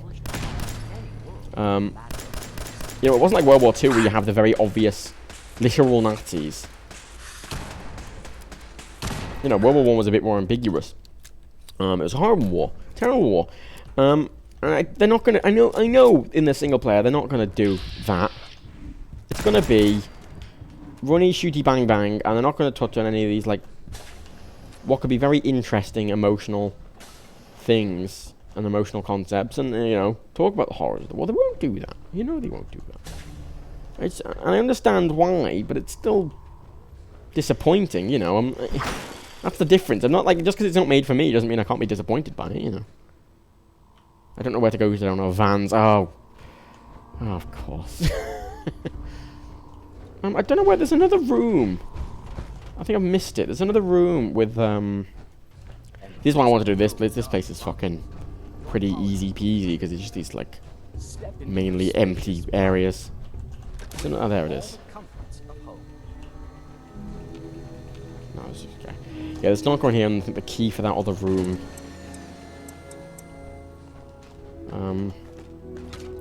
This guy's quite silent. Basically, he was driven mad because basically they were doing experiments, right, in this even test vault. But not only were they doing experiments, but the experimenters were also being experimented on. I swear the key was in here.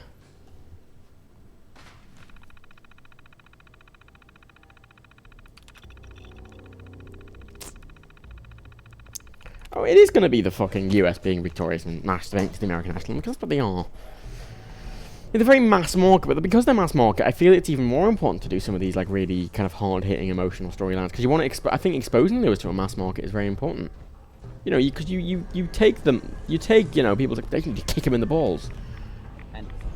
You know, that's what I think. Oh God, where the fuck's what key have I missed? Because I know I don't need expert lockpicking to get into that room.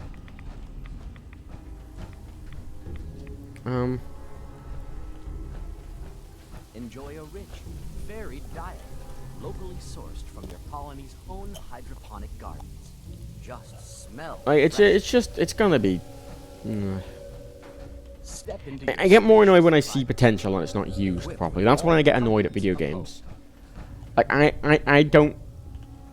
You know, I don't get annoyed at games necessarily. I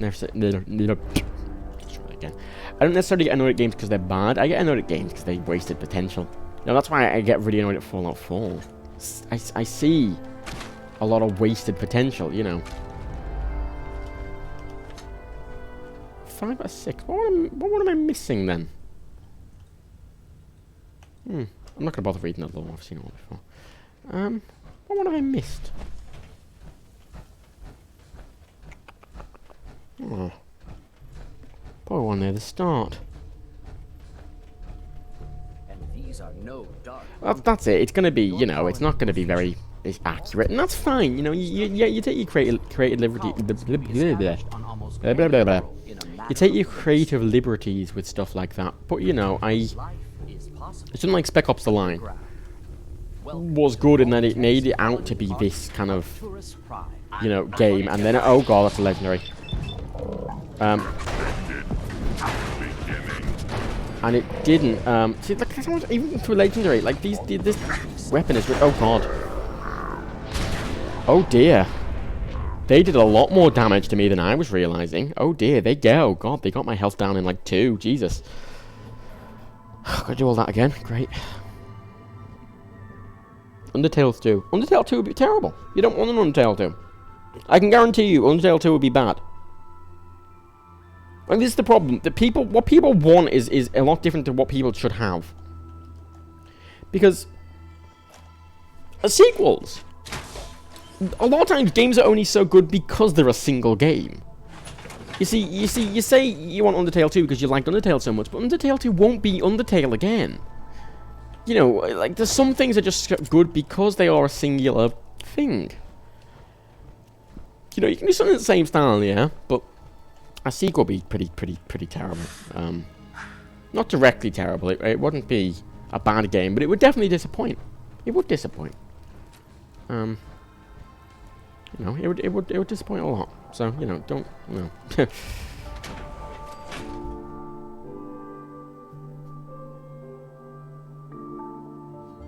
It was a clever ending, but that's it. You know that you don't want to ruin that by having a sequel. It's like if Inception had a sequel. You know, it'd kind of ruin it, wouldn't it?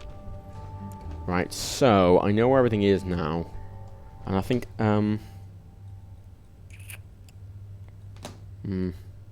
think it's worth going into the back again. I think that worked for me last time. I think those protectrons at the start are going to massacre me. Or maybe I should try and deal with them first then. Yeah, actually, fuck, I'll do that. I'll go deal with those protectrons first, and I'll come back down. Going down. Lower. Portal 3 for more puzzle. Well, the problem is, I think Portal 2 was interesting. You know, a sequel needs to expand on ideas and stuff, but often some of these very classic games are good because they are simple. That's why Mirror's Edge was so good. You know, that's why a lot of these games were so good, because they were simple, because they didn't overdo themselves. And sequels always feel the need to do more. You know, Dan really likes Grow Up, because it did what a sequel does well in his opinion. But a lot of people didn't like it. A lot of people thought it you know, got rid of what made the charm of the original. And there'll always be bad. Portal 3.5, terrible, awful, it'd be terrible. What people want, what is actually good, is a vastly different thing. I've realised from working in this industry. Portal 3.5 would be awful. What people think would be a good Vive games, mostly, or would be awful. What people think would be good sequels, mostly would be awful. I feel like a bit of a dickhead saying that, but frankly, I've learnt this. Seeking adventure among the stars. Oh, it's doing shit all damage to him. Jesus. Oh, I should use a grenade, really, shouldn't I? This would be a good place for a grenade. What's the grenade button? No, that's not the grenade button. What is the grenade button? No, that's not the grenade button. That is definitely not the grenade button. What's the grenade button? I never use grenades. Do I even have a grenade equipped? I don't think I do. How do I use a grenade? No. What's the grenade button? Oh, left alt.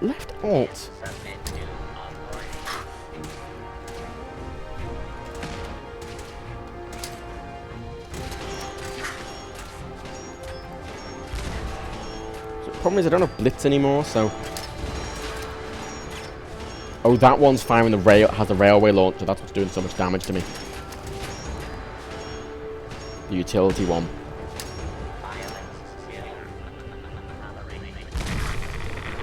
Oh, she's down. Okay, I've got no health left anymore. That's good.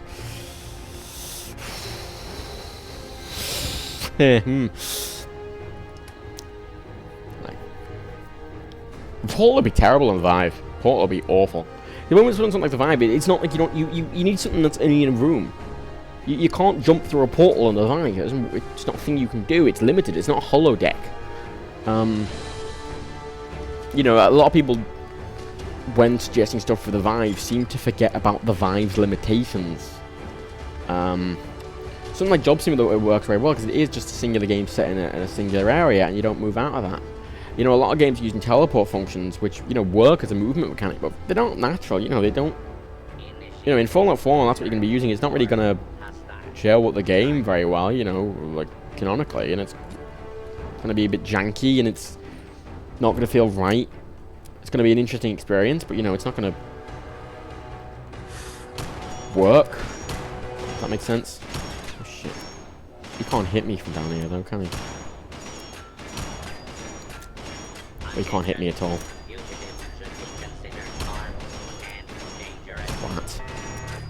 Flat. This other one. Okay, now I'm going to go back the other way. Yeah, Portal 4, I think, isn't going to be that good in the Vive. It's going to be interesting. It's going to be definitely something I'll try. It's not something I'm going to play. Vive's not something, like, you don't... For a game like this, I want mouse and keyboard. Like... You know, it's not... The Vive isn't a magic, like, otherworld portal device. It's a fucking screen you strap onto your face and you walk around whatever little area you've got in your room. You know, you don't... future among the stars. Imagine. This is the problem. Like, people don't realize the limitations.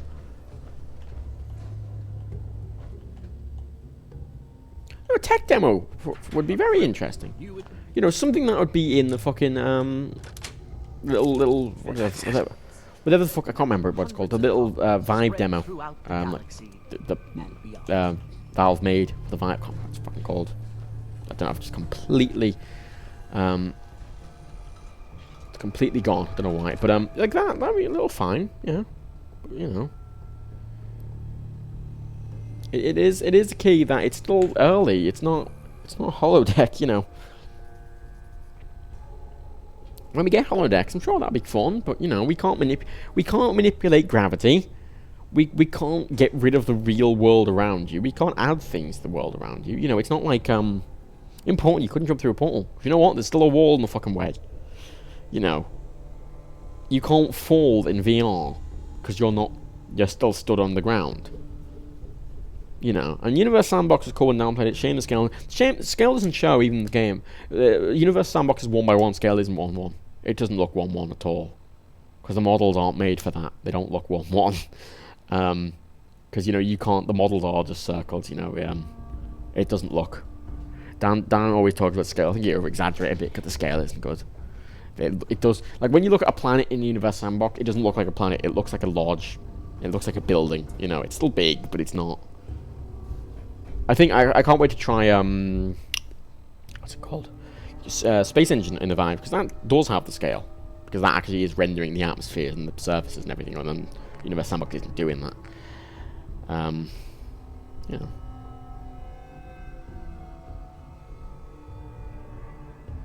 It's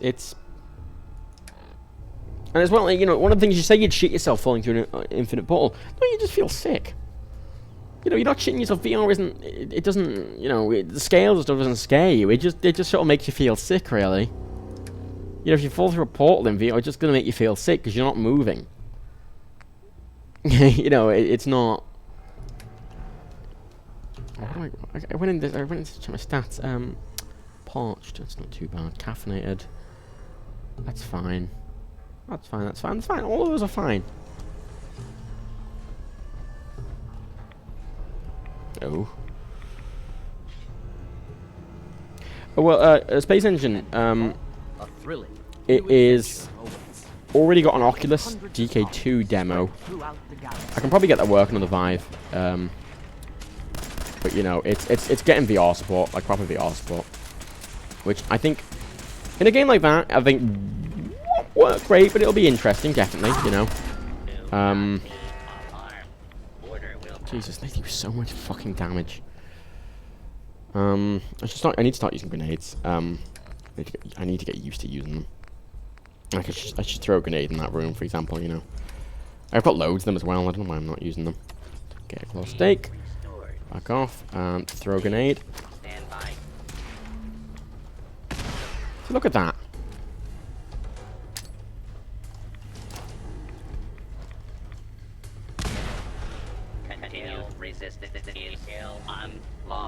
I didn't know they used it. I never realised that they do that. They change their speech pattern and everything.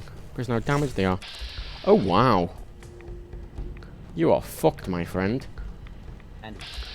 I've never seen that happen. Oh, he died just from my like just from my little area of effect, little electric damage.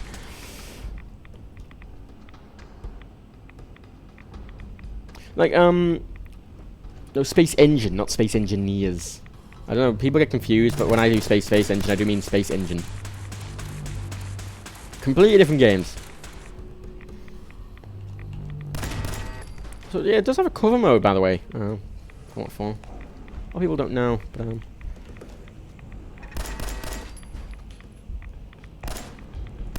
I've gotten very used to taking cover since Rainbow Six Siege. I've been playing that a lot recently, actually. I started playing Ranked in Siege. I'm not very good. I was Bronze 4, and now I'm Bronze 1. Which, you know, I'm not copper, so that's something. I know. I'm not as ballsy as a lot of other people. Like I'm not willing to you have to be really willing to run in Normal. and Order has been oh god. Cutting-edge You have to be willing to run in at a certain point. You know, I'm always really cautious when playing Rainbow Six Siege. I'm always cautious. And I'm often too cautious. The driving instructor always said that. Too cautious. Undue hesitation, they call it. Which, you know, is fine, but you know, in a competitive game, you're going to get people who are going to run in and go shoot you in the face. And you know, I don't think I'm not really that accurate a shot. I'm more accurate than some people I've seen, but you know, I could be into your spacious better. private suite, equipped with all the comforts of home. I shouldn't have any problem now, because it's the people I fought before, which wasn't an issue. The Assaultron is going to be a problem if I don't get the sneak attack on it like I did last time, and I think I did level up, so I'm going to get Blitz now again. Before I forget, because that would be very bad if I forget to get Blitz. There we go.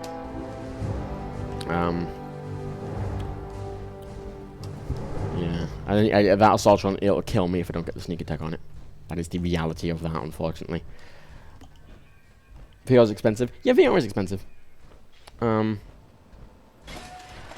Again, one of the limiting factors of it currently. You know, I know someone who, they bought an Oculus, they were very excited for the Oculus, and they are selling their Oculus now, because they kind of realised that, oh, they don't get much use out of it, because it's a demo. It doesn't have much on, and it's definitely, you know, it's not a product I'd have bought if I, you know, wasn't working in the industry and I didn't have a reasonably good disposable income, you know. For most people as well, this is a first-gen product. You want to wait for several years down the line when it's cheaper and it's better and there's more stuff on it to work, you know. That's when you want to get it.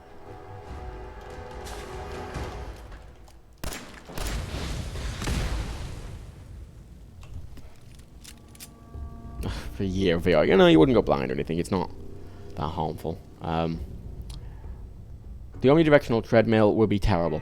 It's not like you feel, it doesn't feel like walking, you're sliding around, it doesn't feel proper. You know, you can't jump, it's awkward, there's things in the way, you know, these things that seem like good ideas don't work terribly well in practice is the problem. When you see these things on fucking videos and like, tech demos and shit at shows, you know, you don't get the actual experience. Which I think one of the most difficult things about VR in that you don't get that experience, and it's very hard to communicate that experience effectively. And something like that, it's shit, really. You know. Okay, and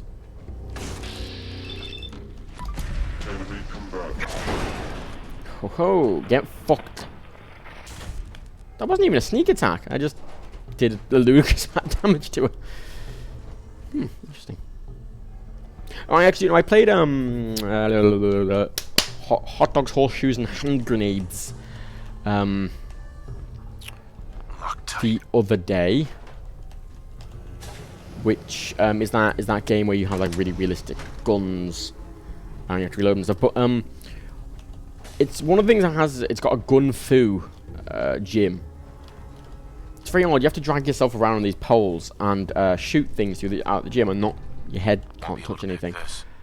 Now, it was weird because when you drag these things, it moved the world around you, kind of like something like that pool game does. You know, where you're sort of dragging the world around you. And it was weird, and when I came out of it, I felt really dizzy. Like when I was in it, I kind of got used to it and I felt fine. But then when I came out of it into the real world, I felt a bit for a good half an hour. And, you know, it doesn't really work. They're interesting little concepts, but they don't work. You shouldn't get a Vive. No, you shouldn't. I don't it's great, but I don't recommend it.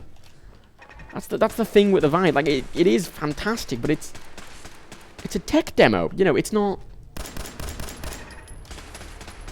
a thing. I keep trying to use Q and E to lean like Rainbow Six, but you know, it's not a thing you want to buy right now. It's not good enough.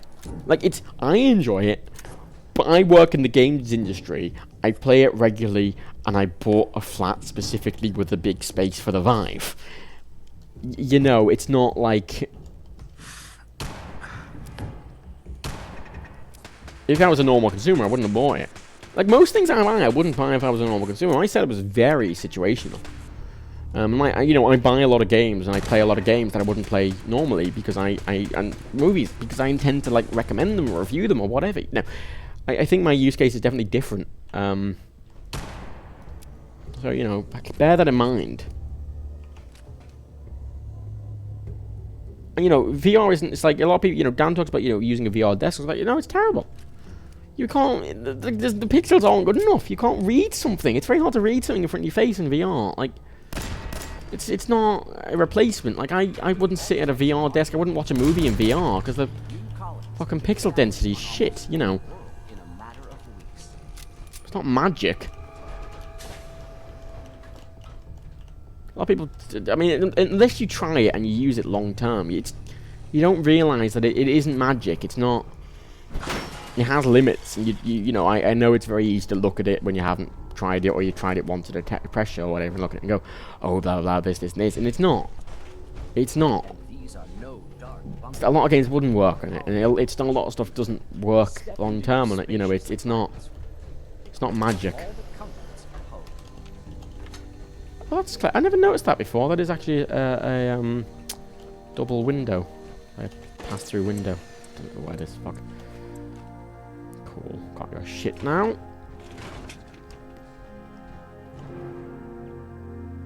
How do I reckon PlayStation VR would do?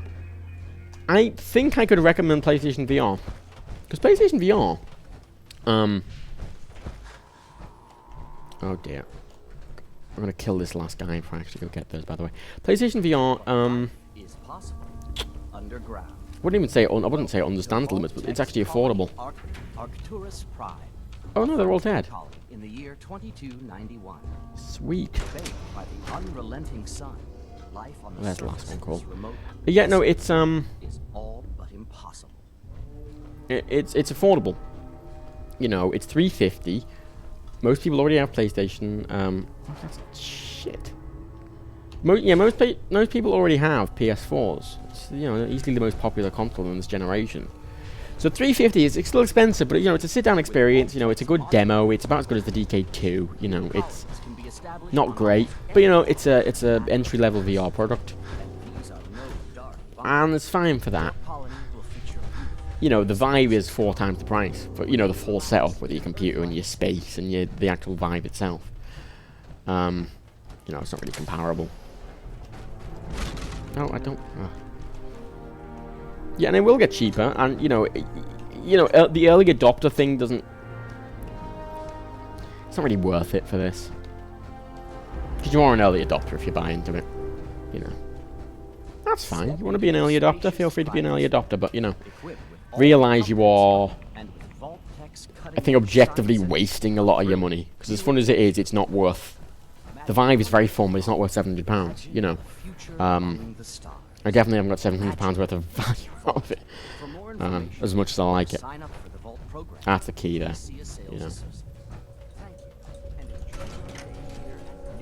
Okay.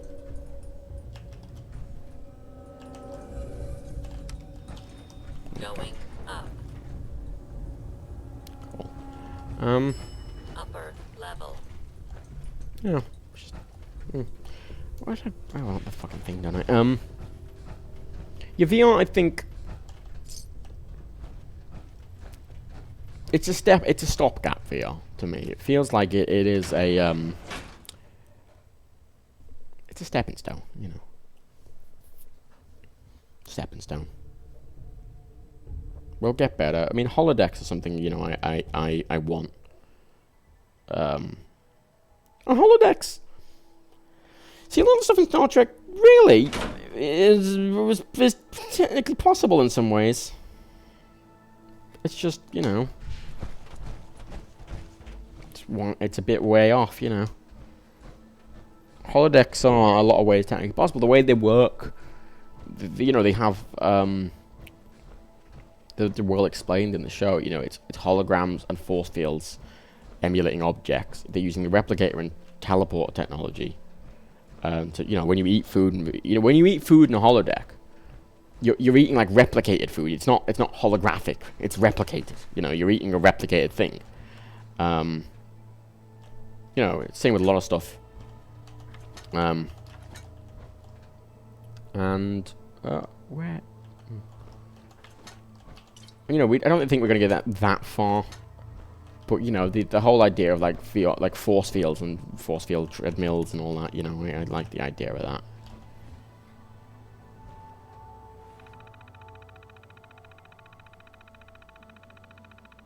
HoloLens again looks good, but isn't very good. It's really janky. That's the problem. I think a lot of the tech industry has. Ooh, okay. Now here's the question about this. Right, these don't seem to shut down the ones in the rides. They don't seem to shut down the ones in the rides. And out of these lists, the Assaultrons are usually the most dangerous. But I don't even know if there are any around the place on the outside. I'm going to shut the Assaultrons down anyway, because they're the ones I don't want to deal with regardless, even if there's only one outside. I'd rather just take them out like that. But you know. No, ooh. How many do I need? I need 9 now, don't I? I was thinking it's a prototype. You know, they're very exciting concepts, but you have to understand it's only fucking 10 years down the line and we're going to get proper stuff. I need 9, okay. I think if I do the Robco Battle Zone without actually doing the Battle Zone bit, I get the... I think I've got one of the ones in this ground, so that means there's 4 left that I can actually get. I think there's one... there's one... There's sort of one on that walkway over there. And then there's, I think, the other 2 dead people. And there's a couple that connect to the rides. So I'm going to save now and then try and get those ones connected to the rides. So, yeah. How many? Yeah, I think the 5. I mean, it's going to be... $5 years at least. 5 years at least. You know. I think at that point it'll be... I think it'll still be a more niche product. But, you know, I think 5 years it is going to be more attainable. It's going to be better. You know, for it to be properly developed, 10 years. You know, I know technology is advancing very fast, but at the same time, you know, you're dealing with consumer demand, and when you're dealing with consumer demand, you know, they don't want to be bringing a new Vive out every year. They're probably going to bring a new sort of Vive out every, like, 3 years, 4 years. That's fine, you know. But... I got into playing Fallout 4 again. Well, good game. Good game, Fallout 4. A lot of problems, a lot of, you know, missed potential, but, you know, good game. I like Fallout 4. It's the most played game on Steam at the moment. I bought GTA 5 on Steam. Those turrets are dead. Yeah, I got GTA 5 on Steam in the sale. Obviously, I've already got it on, I already had it on the Rockstar one, but I've wanted it on Steam for a while, because, you know, I like having my stuff in a neat little package, really. It's down there. I just want the end of that corridor. So I'm tempted to go with Fallout 4 and leave it sort of running.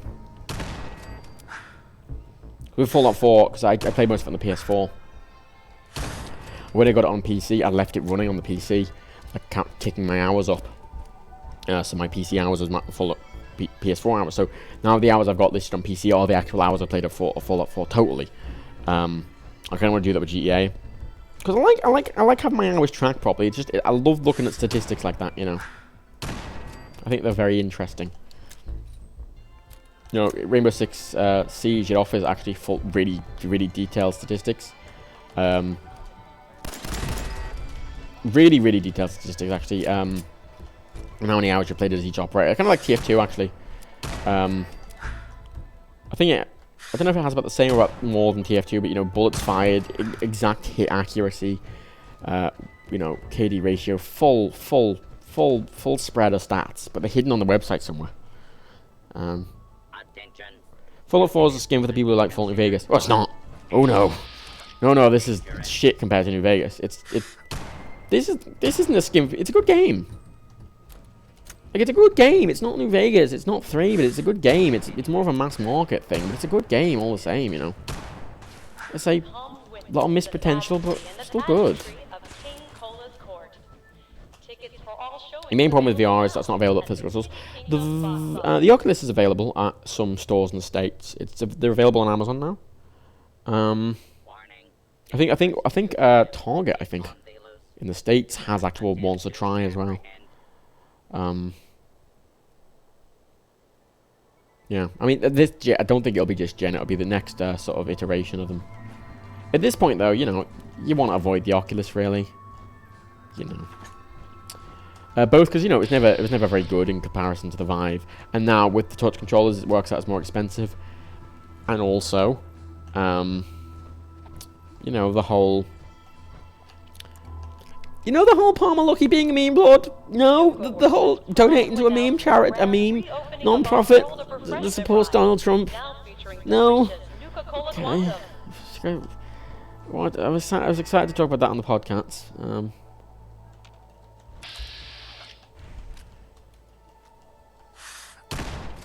Your attempted escape is only making things.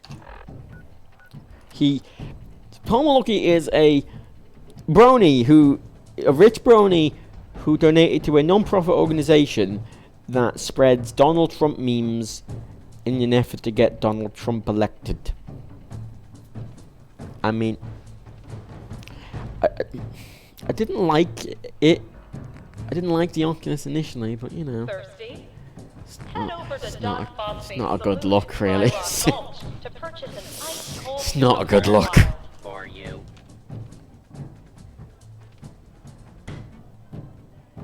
Come on over here, mate. Oh, he's not even fucking trying to. Oh, he's locked in there, I think. Continued resistance is unlawful. I don't think we can get out of there. That works. Jesus, though. That's a problem. Ow. I'm not gonna go that way. I don't need to go that way. I got the Stalker that was here. That's all I really care about. Okay, yeah, if game do that seems like it make more sense, yeah. One of the things I think is a good application for VR is VR arcades. I don't know if any of them are set up yet, but I think that's a very worthwhile thing. You know in Quarks, if you ever watched Deep Space Nine in Quarks, he has holodeck. So like you rent like an hour in the holodeck, you do whatever. It's implied the most used for sex.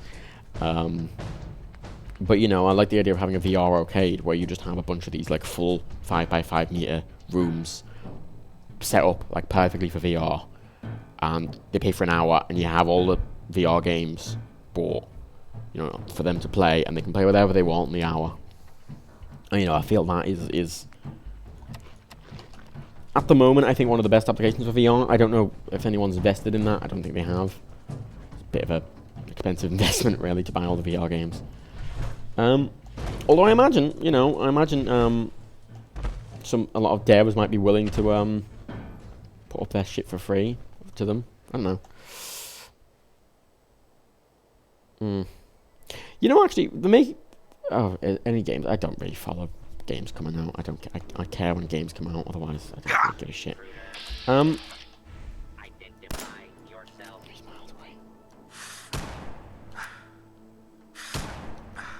You know, the whole "Make America Great" thing. I actually had a conversation yesterday on Twitter with a Trump supporter. Because I respond to Trump's tweets a lot. My kind of end goal there is to eventually, hopefully, he will block me. But I'm not like unjustly replying. I'm replying with reasonable points. I'm not just like trolling. Essentially, I am. You know, justly calling him out. Oh God. Oh dear, that's the dangerous one.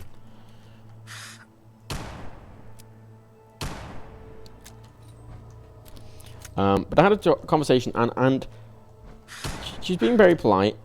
And I said to her, what do you mean better? You know, she says, oh, remember this country was better before, you know, Bush and blah, blah.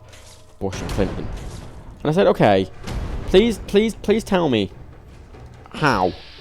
Why was it better? I said, well, do you really want me to tell you? I was like, yes, because, you know, the whole, you know, make America great again, all that shit. No one's ever said, like, I've never been known what that actually means. Oh, dear. Like, it's a lot of people, like, it's a lot of buzzwords, and I've never known what it actually... What does it mean? What does make America great again mean? You know, and she's been. And there's not an ounce of malice in her.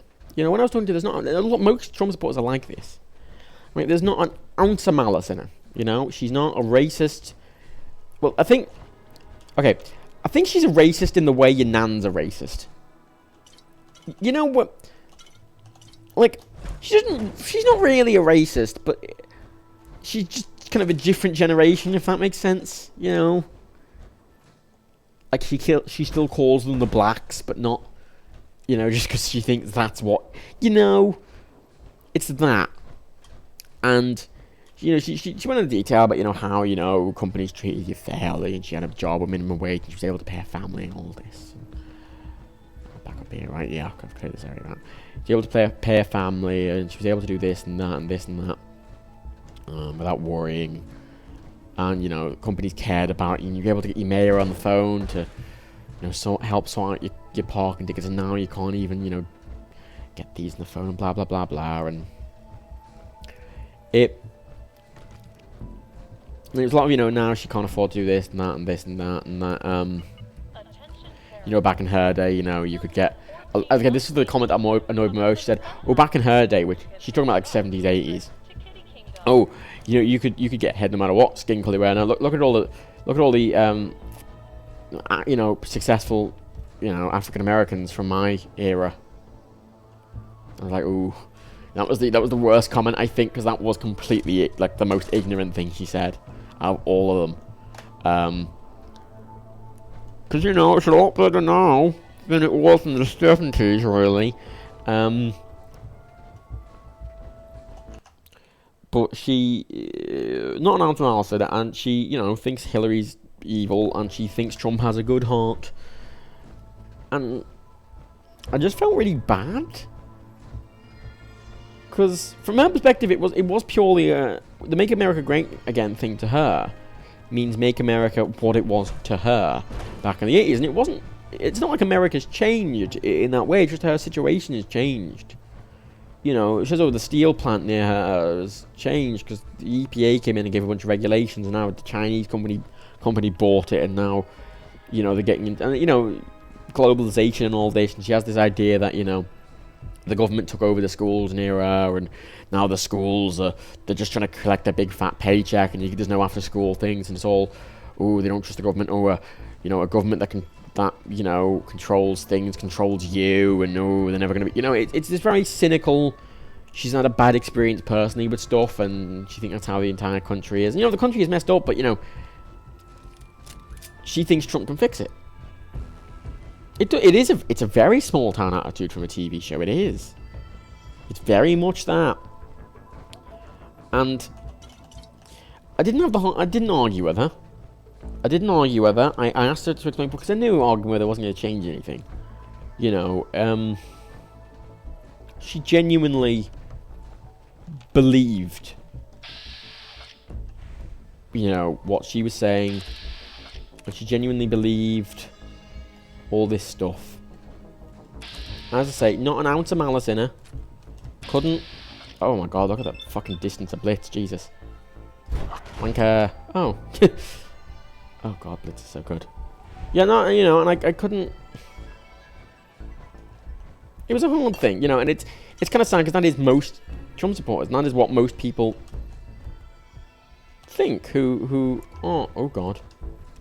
Who are these kind of... You know, not ignoring the fucking Reddit, the Donald shit. You know, it's not that kind of shit. It's different. You know, it's genuine. And then the world has changed, and it's not even that. America has changed in some ways, you know. But you know, overall, you know, crime is down, and you know, a lot of things are down. You know, healthcare's good, and America's still terrible.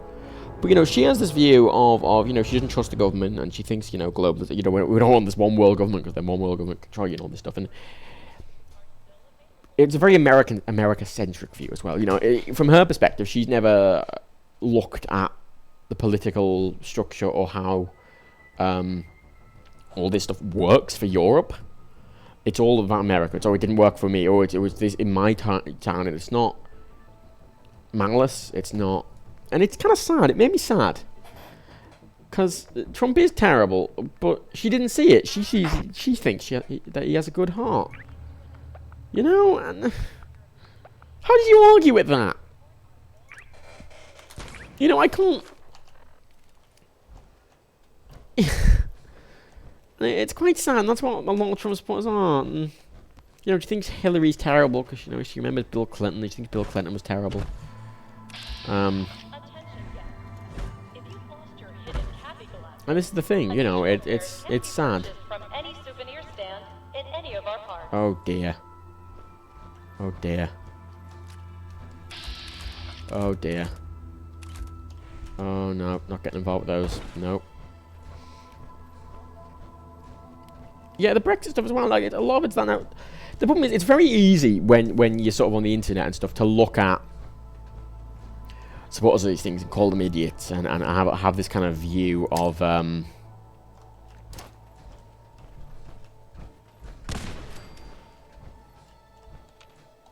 know, have this kind of, you know, it's very easy to look at the Donald and think all Trump supporters like that and all they're all idiots and racists, and they're not. You know, it helps. A lot of Trump supporters are racists. Oh shit. But you know, it's not a required trait. You know, it's not. Trump supporters generally are just good people who are misinformed and think the world is different. You know, it's sad.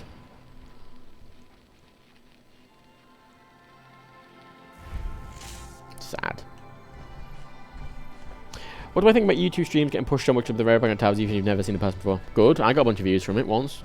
I mean, fuck, it's YouTube promoting things. Small YouTubers. If you've never heard it before, great. Oh god.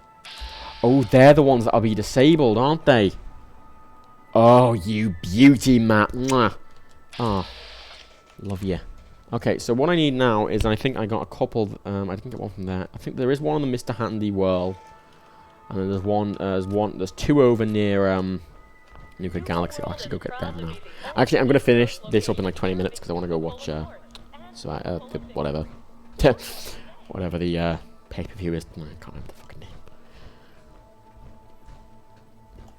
Oh yeah, I am. It's not even a lack of education. It's just a lack of different perspectives, really. You know, it's not like she's uneducated on a lot of subjects. She was. You know, I started talking about Palestine, sort of stuff like that, and ISIS. You know, she was a big thing about ISIS. You know, and why don't we go over and you know, talking about refugees and about, you know, how she doesn't think she doesn't think, you know, she agrees with the whole Muslim ban because, you know, the Quran says about, you know, Sharia law, and Sharia law breaks the Constitution, blah, blah, blah, blah, blah. Again... Scan area. Secure. Oh. Again with the, kind of ignorance a bit, I guess, there. In that, you know, I kind of... My whole thing was like, you know, okay, just because this says... I mean, the Bible says a lot of shit well, but you don't follow it, and, you know...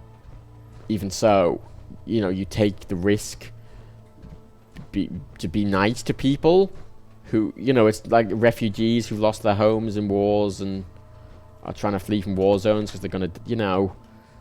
It's like, why don't we just go and get rid of ISIS and why don't we just send troops in? It's like, well, we could just do that instead. It's like, well, you can't do that instead because, you know, you're still putting them in a war zone. If anything, you'd be inviting more refugees in because you are literally causing a war zone at that point, and war zones are what actually cause most refugees. And, you know, but a lot of that, really. And, you know, wasn't great. wasn't great. And that's the unfortunate thing. I think she was just ignorant to a lot of topics. I kind of sound like an elitist prick when I say that. I don't like saying that 'cause it does make me sound like elitist. Oh, they're just ignorant. But she was. She was. And you know, she was like, oh, why are Muslims getting priority? You know, there's Christians and everything, Jews being persecuted too. I'm like, well, it's not like they're getting priority. It's just they're the majority just because, like, fucking Syria is like 90% Muslims.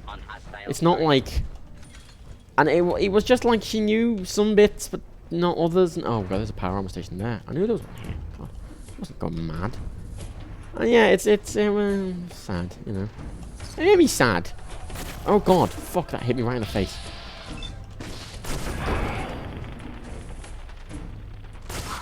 Which mean you like the stream is still going? I've been going for like, what? 2.5 hours now? It's not that long. You can go on my Twitter. If you look at my Twitter, you can look at my sort of replies tab. You'll see I went on a long thing. Don't be mean to her, mind. I mean, it's not... You know, she was perfectly respectful. I was perfectly respectful. You know, there wasn't any malice in it, you know. Be nice to her. Or just don't respond to her, you know. It's just interesting. Because it's not something I've seen before. It's something I've been wanting to know for a while. Because it's hard to... that's what I always hear. Make America great. What do you mean make it great mean? What does it mean? And that's what it means to her. Because it's a very subjective thing, isn't it? Oh, God. Oh, shit. That it is to her, personally. She's had issues. And she thinks that's, you know, oh, dear. Representative of the entire country. But it's not. But, you know. That's what it means to her. And a lot of people care about politicians and vote for people based on, you know, personal experience like that, you know.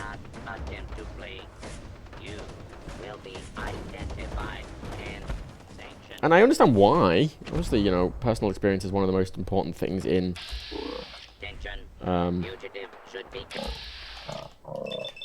yeah, and actually vote for somebody. I think a lot of people forget just to think big picture, I guess. Oh shit! I forgot legendaries did that. That did very little damage to me, though, interestingly. Yeah. I'm gonna take the steel, though. Just start getting more steel to repair myself.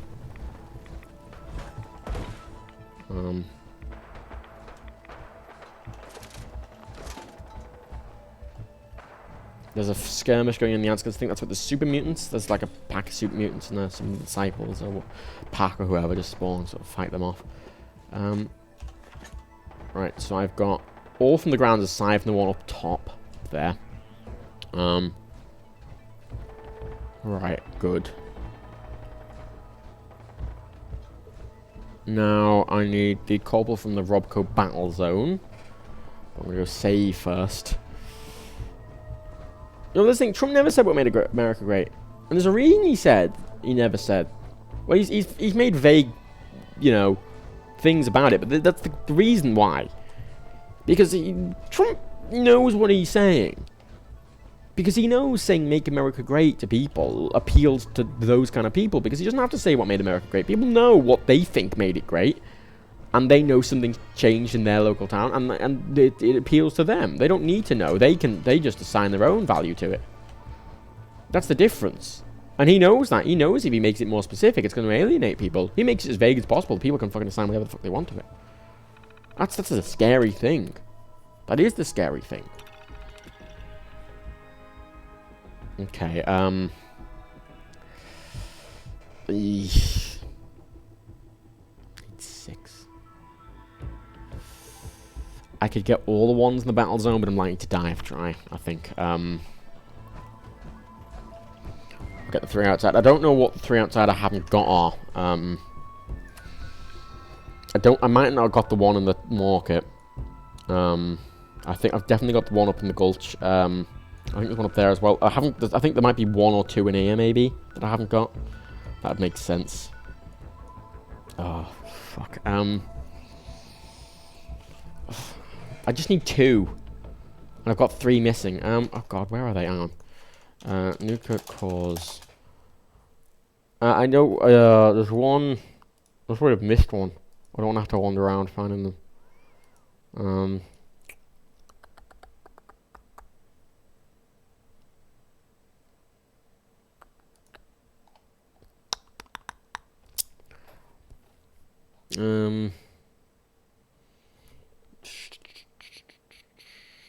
Yeah, the market. Oh, there's one in the Nuka cave. That's it. And there's one in the barn where the hubologists go. And there's one in the bottling plant, right? But I don't need the one in the bottling plant. Okay. Right. I think in that case... Okay, I think my plan now is I'll do the entire battle zone. Which... I'll try and do the entire battle zone.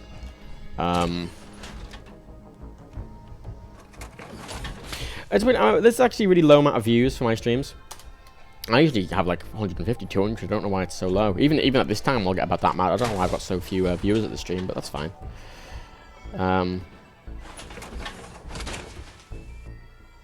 The problem is the politicians do have these kind of sayings, though. They're always ambiguous. They always let people assign their own value to them because, you know, that makes fucking perfect sense, doesn't it? My AP is really low because I think it's because I'm tired. Yeah. Strength's down. Thirsty, weary. I've got parasites. I didn't realize I had parasites. Should fix that.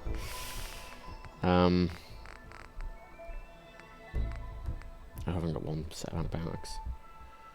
That's fine. You know what? I've got enough food. I can deal with parasites. If I just do the Robco battle zone, I've cleared up this, hopefully the entirety of the actual outside area now. So it should all be reasonably safe. Aside from those two. I think they were... No, I killed them, didn't I? It should be all safe. Yeah. So I need to get the Robco battle zone. Oh, I didn't get the 2 Protectrons, did I?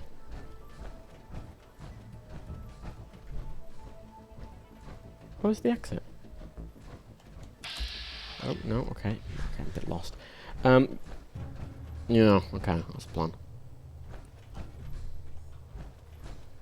You have no ammo or money for ammo? Well, go looting.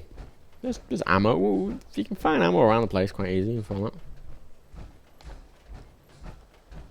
Go look in sort of the Santry Hills basement or just around Red Rock or whatever. Use a melee weapon. I always say have melee weapons as backup, or main melee because melee's really good. Due to a mix-up at Safari Adventures Animal Waste Facility, apple juice will not be served this evening at the 4-Leaf Fried Fish Restaurant. I mean, it's just... See, yeah, they won't activate. I'm glad I disabled the Assaultrons. They would have fucking killed me. Run. Should be able to blitz in there. Nope. Nope, okay, can't blitz in there. Run away. Run away. Okay. Never mind, then. I'll just go straight in here. You know, there is this weird thing against experts as well. Yeah, a lot of people saying about the experts, and you say that's a joke, but it's not. A lot of people just don't trust experts because they feel like they don't relate to their personal things. You know, it's what I'm saying before about how it's their personal experiences, and they don't trust experts because the experts don't share their personal experiences. And it's not on malice; they just genuinely don't think the experts are right because they haven't seen it themselves. Why a lot of people don't believe global warming? And it is due to ignorance.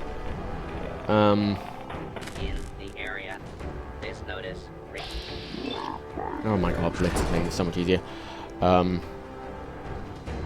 It's unfortunate. It is.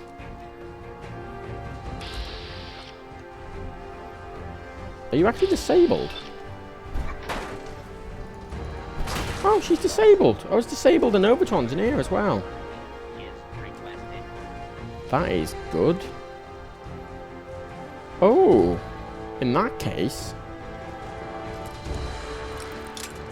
Well, yeah, I don't get why people like ask me why I'm streaming at an X certain time because I like always stream at like late. Like it's a common thing. It's not like I get it if it was a If it was like I always streamed at a certain like time earlier in the day and I just for some reason didn't. Ooh. Target boosted agitated. Oh, my improve. Ooh, you know what? Sure. Should probably getting into rifles at some point soon. Hopefully I'll do this and I'll get the thing and then I'll finish, because I say I want to finish before 1.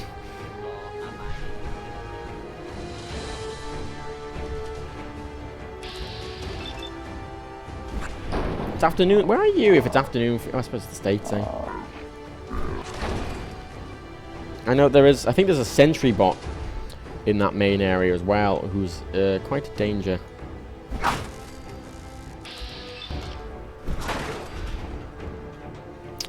But I can hide.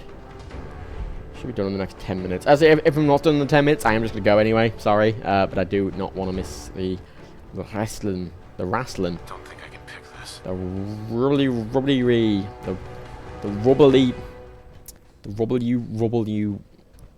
Look, I don't know what I'm saying. Alright. Attention. Fugitive. Should you buy Mafia 2 or Mafia 3? Mafia 2 is a better open world. Where is that one coming? Oh, down here. Max Payne 2 is a... Oh dear. Oh no.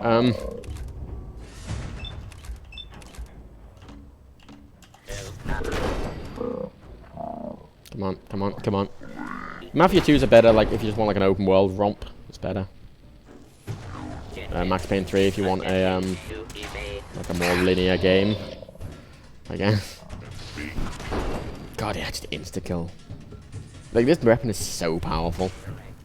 Like, even, like, this weapon's really overpowered, like, even at the late game, let alone, like, getting it this early on, you know. I'll take an orange, sure.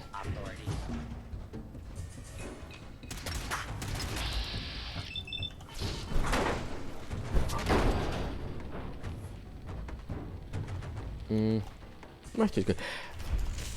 Also, I really do recommend for Survival. I really do. It's a lot of fun. It makes you play the game in a really different way. I know John said he was going to try and do this, like, run. He said he was going to try and... I think he said he was going to try and do it at level 1, like, leave the vault. I can go and actually literally go straight there. Unlike me, where I kind of had, like, 2 hours of preparation. Just trying to get the power armor and shit. I was a bit more cautious. Like, again, I didn't, like, do any of the missions or anything. It was just me running around trying to get shit. But, yeah, he wants to make it harder for himself. There's the sentry bot.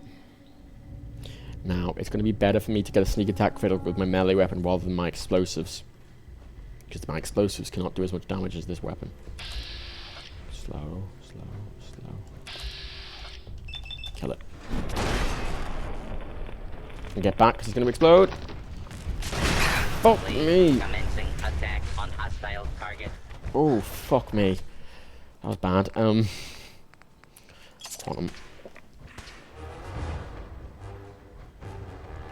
Hungry, so my strength's down, so I can't carry as much stuff.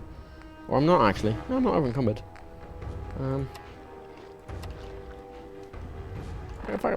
Wait, hang on, my fucking... Oh my god, look at all my fucking status effects.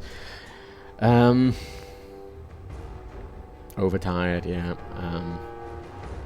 Peckish, endurance 1. Endurance isn't too bad, but I've got the food, so I might as well. There we go.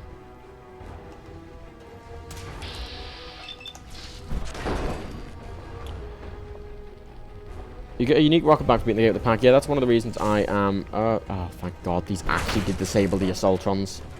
Oh, my God. I didn't think they disabled them in the fucking things. That is so good. Oh, that is so good. I'd be dead now. I would just be dead now if those Assaultrons were enabled. Like, oh, completely fucked, man. Yeah, I'm going with the pack and the operators for the thing, because the extra sneak and sort of silenced weapon bonus from the operators is going to be very useful for how I'm going to play the game. And the some of the melee bonuses from the pack are going to be good. The Disciples have some interesting melee bonuses as well, but they're not going to really work for the playstyle I'm aiming for.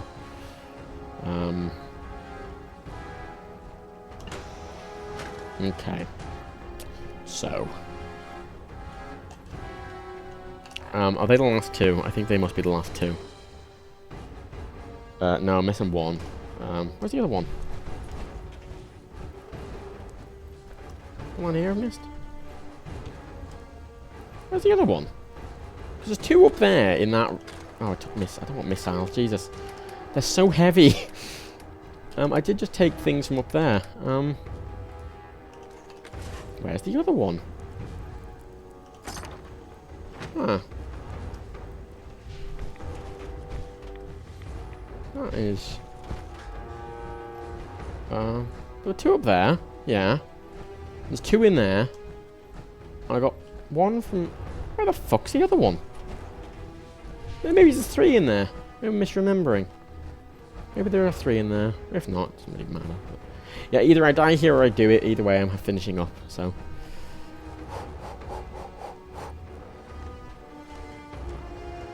Ooh, I wonder. Actually, hang on. Hang on a minute. Hang on. I want to see if something. I want to see if a stupid idea would work. Hang on. I want to see if I put something in the way of the door, or whether I can just jam the door open. I need something big. No, the corpses won't do. They're too ragdolly. What? What? No. What? How? Right. Oh, there's one. There's the one I was missing. Okay, cool. For the operator, you get a unique handmade rifle. I mean, I'm in it for the perks, not really for the weapons, frankly. I know I am watching the pay-per-view. Yeah, I'm gonna finish up in 5 minutes. To go watch it. Okay. Okay. Okay. Now, the assault charge probably will be activated in here. Ladies and gentlemen, are you ready for incredible Now, they will action? mostly fight themselves, actually, so I'm gonna sort of hang back up here. Are you ready? And hopefully not die. Robots fight it out in the ultimate showcase? Then it's time. Where do I get this weapon in the main game? You can't. Not the one I'm holding. It's not possible to get in the main game. Either by the Now entering the DLC. ring, Robco's Galactrons with their cutting-edge laser technology. Watch as the Galactrons make short work of these iBots. Like, if I don't get involved, they will just fight themselves, is the thing. I think if I just hold back and wait till it's only the stragglers left, and then I will, like, take out what's left, really. From up here, I can... Yeah, I can get him from up here, so...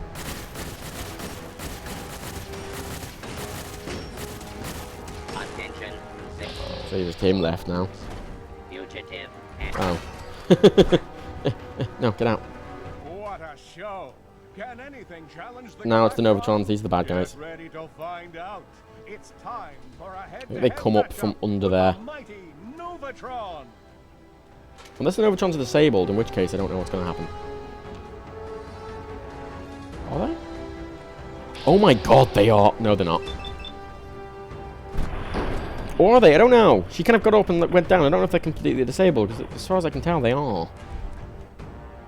Ooh, god, that has made my life so much easy. Is that it? Just a Guardian. Ooh, they're fucking not messing about though, are they? It's doable. The sentry is going to be a problem, but if I get a sneak on the sentry, that's doable. Incredible. Do you want more? Well, we'll give you more. Here they come. 2 state-of-the-art What are they left up from the bottom? Novatrons. Okay, if they don't activate, I can pretty much confirm that. Oh my god, they're not activating. No, yeah, no, they're trying to and they're not. Oh, beautiful. Oh, Matt, you all are genius. Look at them. They're trying and they can't. Oh, yeah, get fucked. If I hadn't done that, I'd be dead. I'm glad I did this last. Okay, now I need to hide, because that door's going to open. There's going to be a sentry in there. The fight you've all been waiting for. The ultimate in high-end robotic engineering. The one. The only.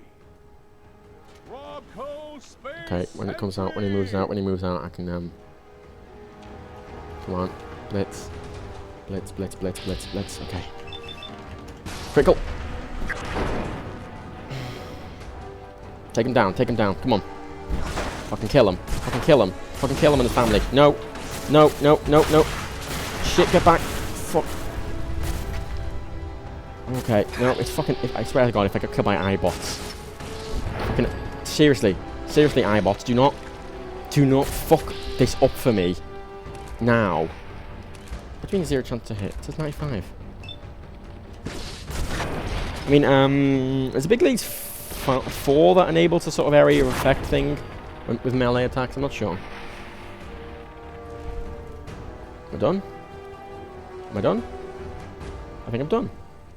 Oh, I'm done. What a fight! Holy shit. We hope you enjoyed the show. Holy shit. Please exit through the doors Holy on the shit. lower level. Oh my Don't forget God. to stop by the I think it's gonna be too easy now. It's a bit weird. Pick up your very own souvenir from today's fight. Ow, ow, ow, ow, ow, Thank ow, you for ow. visiting the Rob Go Battle Zone. Oh my God. Oh my God, I've done it. Oh, I've done the Galactic Zone. Oh my God. Oh my God. Oh my God. Oh. Oh. Fuck. You didn't even have to go in 2 other fucking places. I still need to go get those 2 from, I don't even need to get the ones on the outside anymore. I mean, I need to later, but I mean, to just do the basic completion of this area to make it safe, I've done it. Oh, yes.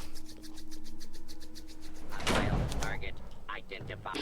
Oh, that prick is still over there. He can fuck off. He can fuck off. I swear to God. I swear to God, guy. I swear to God. You're going to be fucking disabled in a minute, and who's going to be laughing then, eh? It's me. That's right. Me is going to be laughing. Was that meant to be hard? Yeah.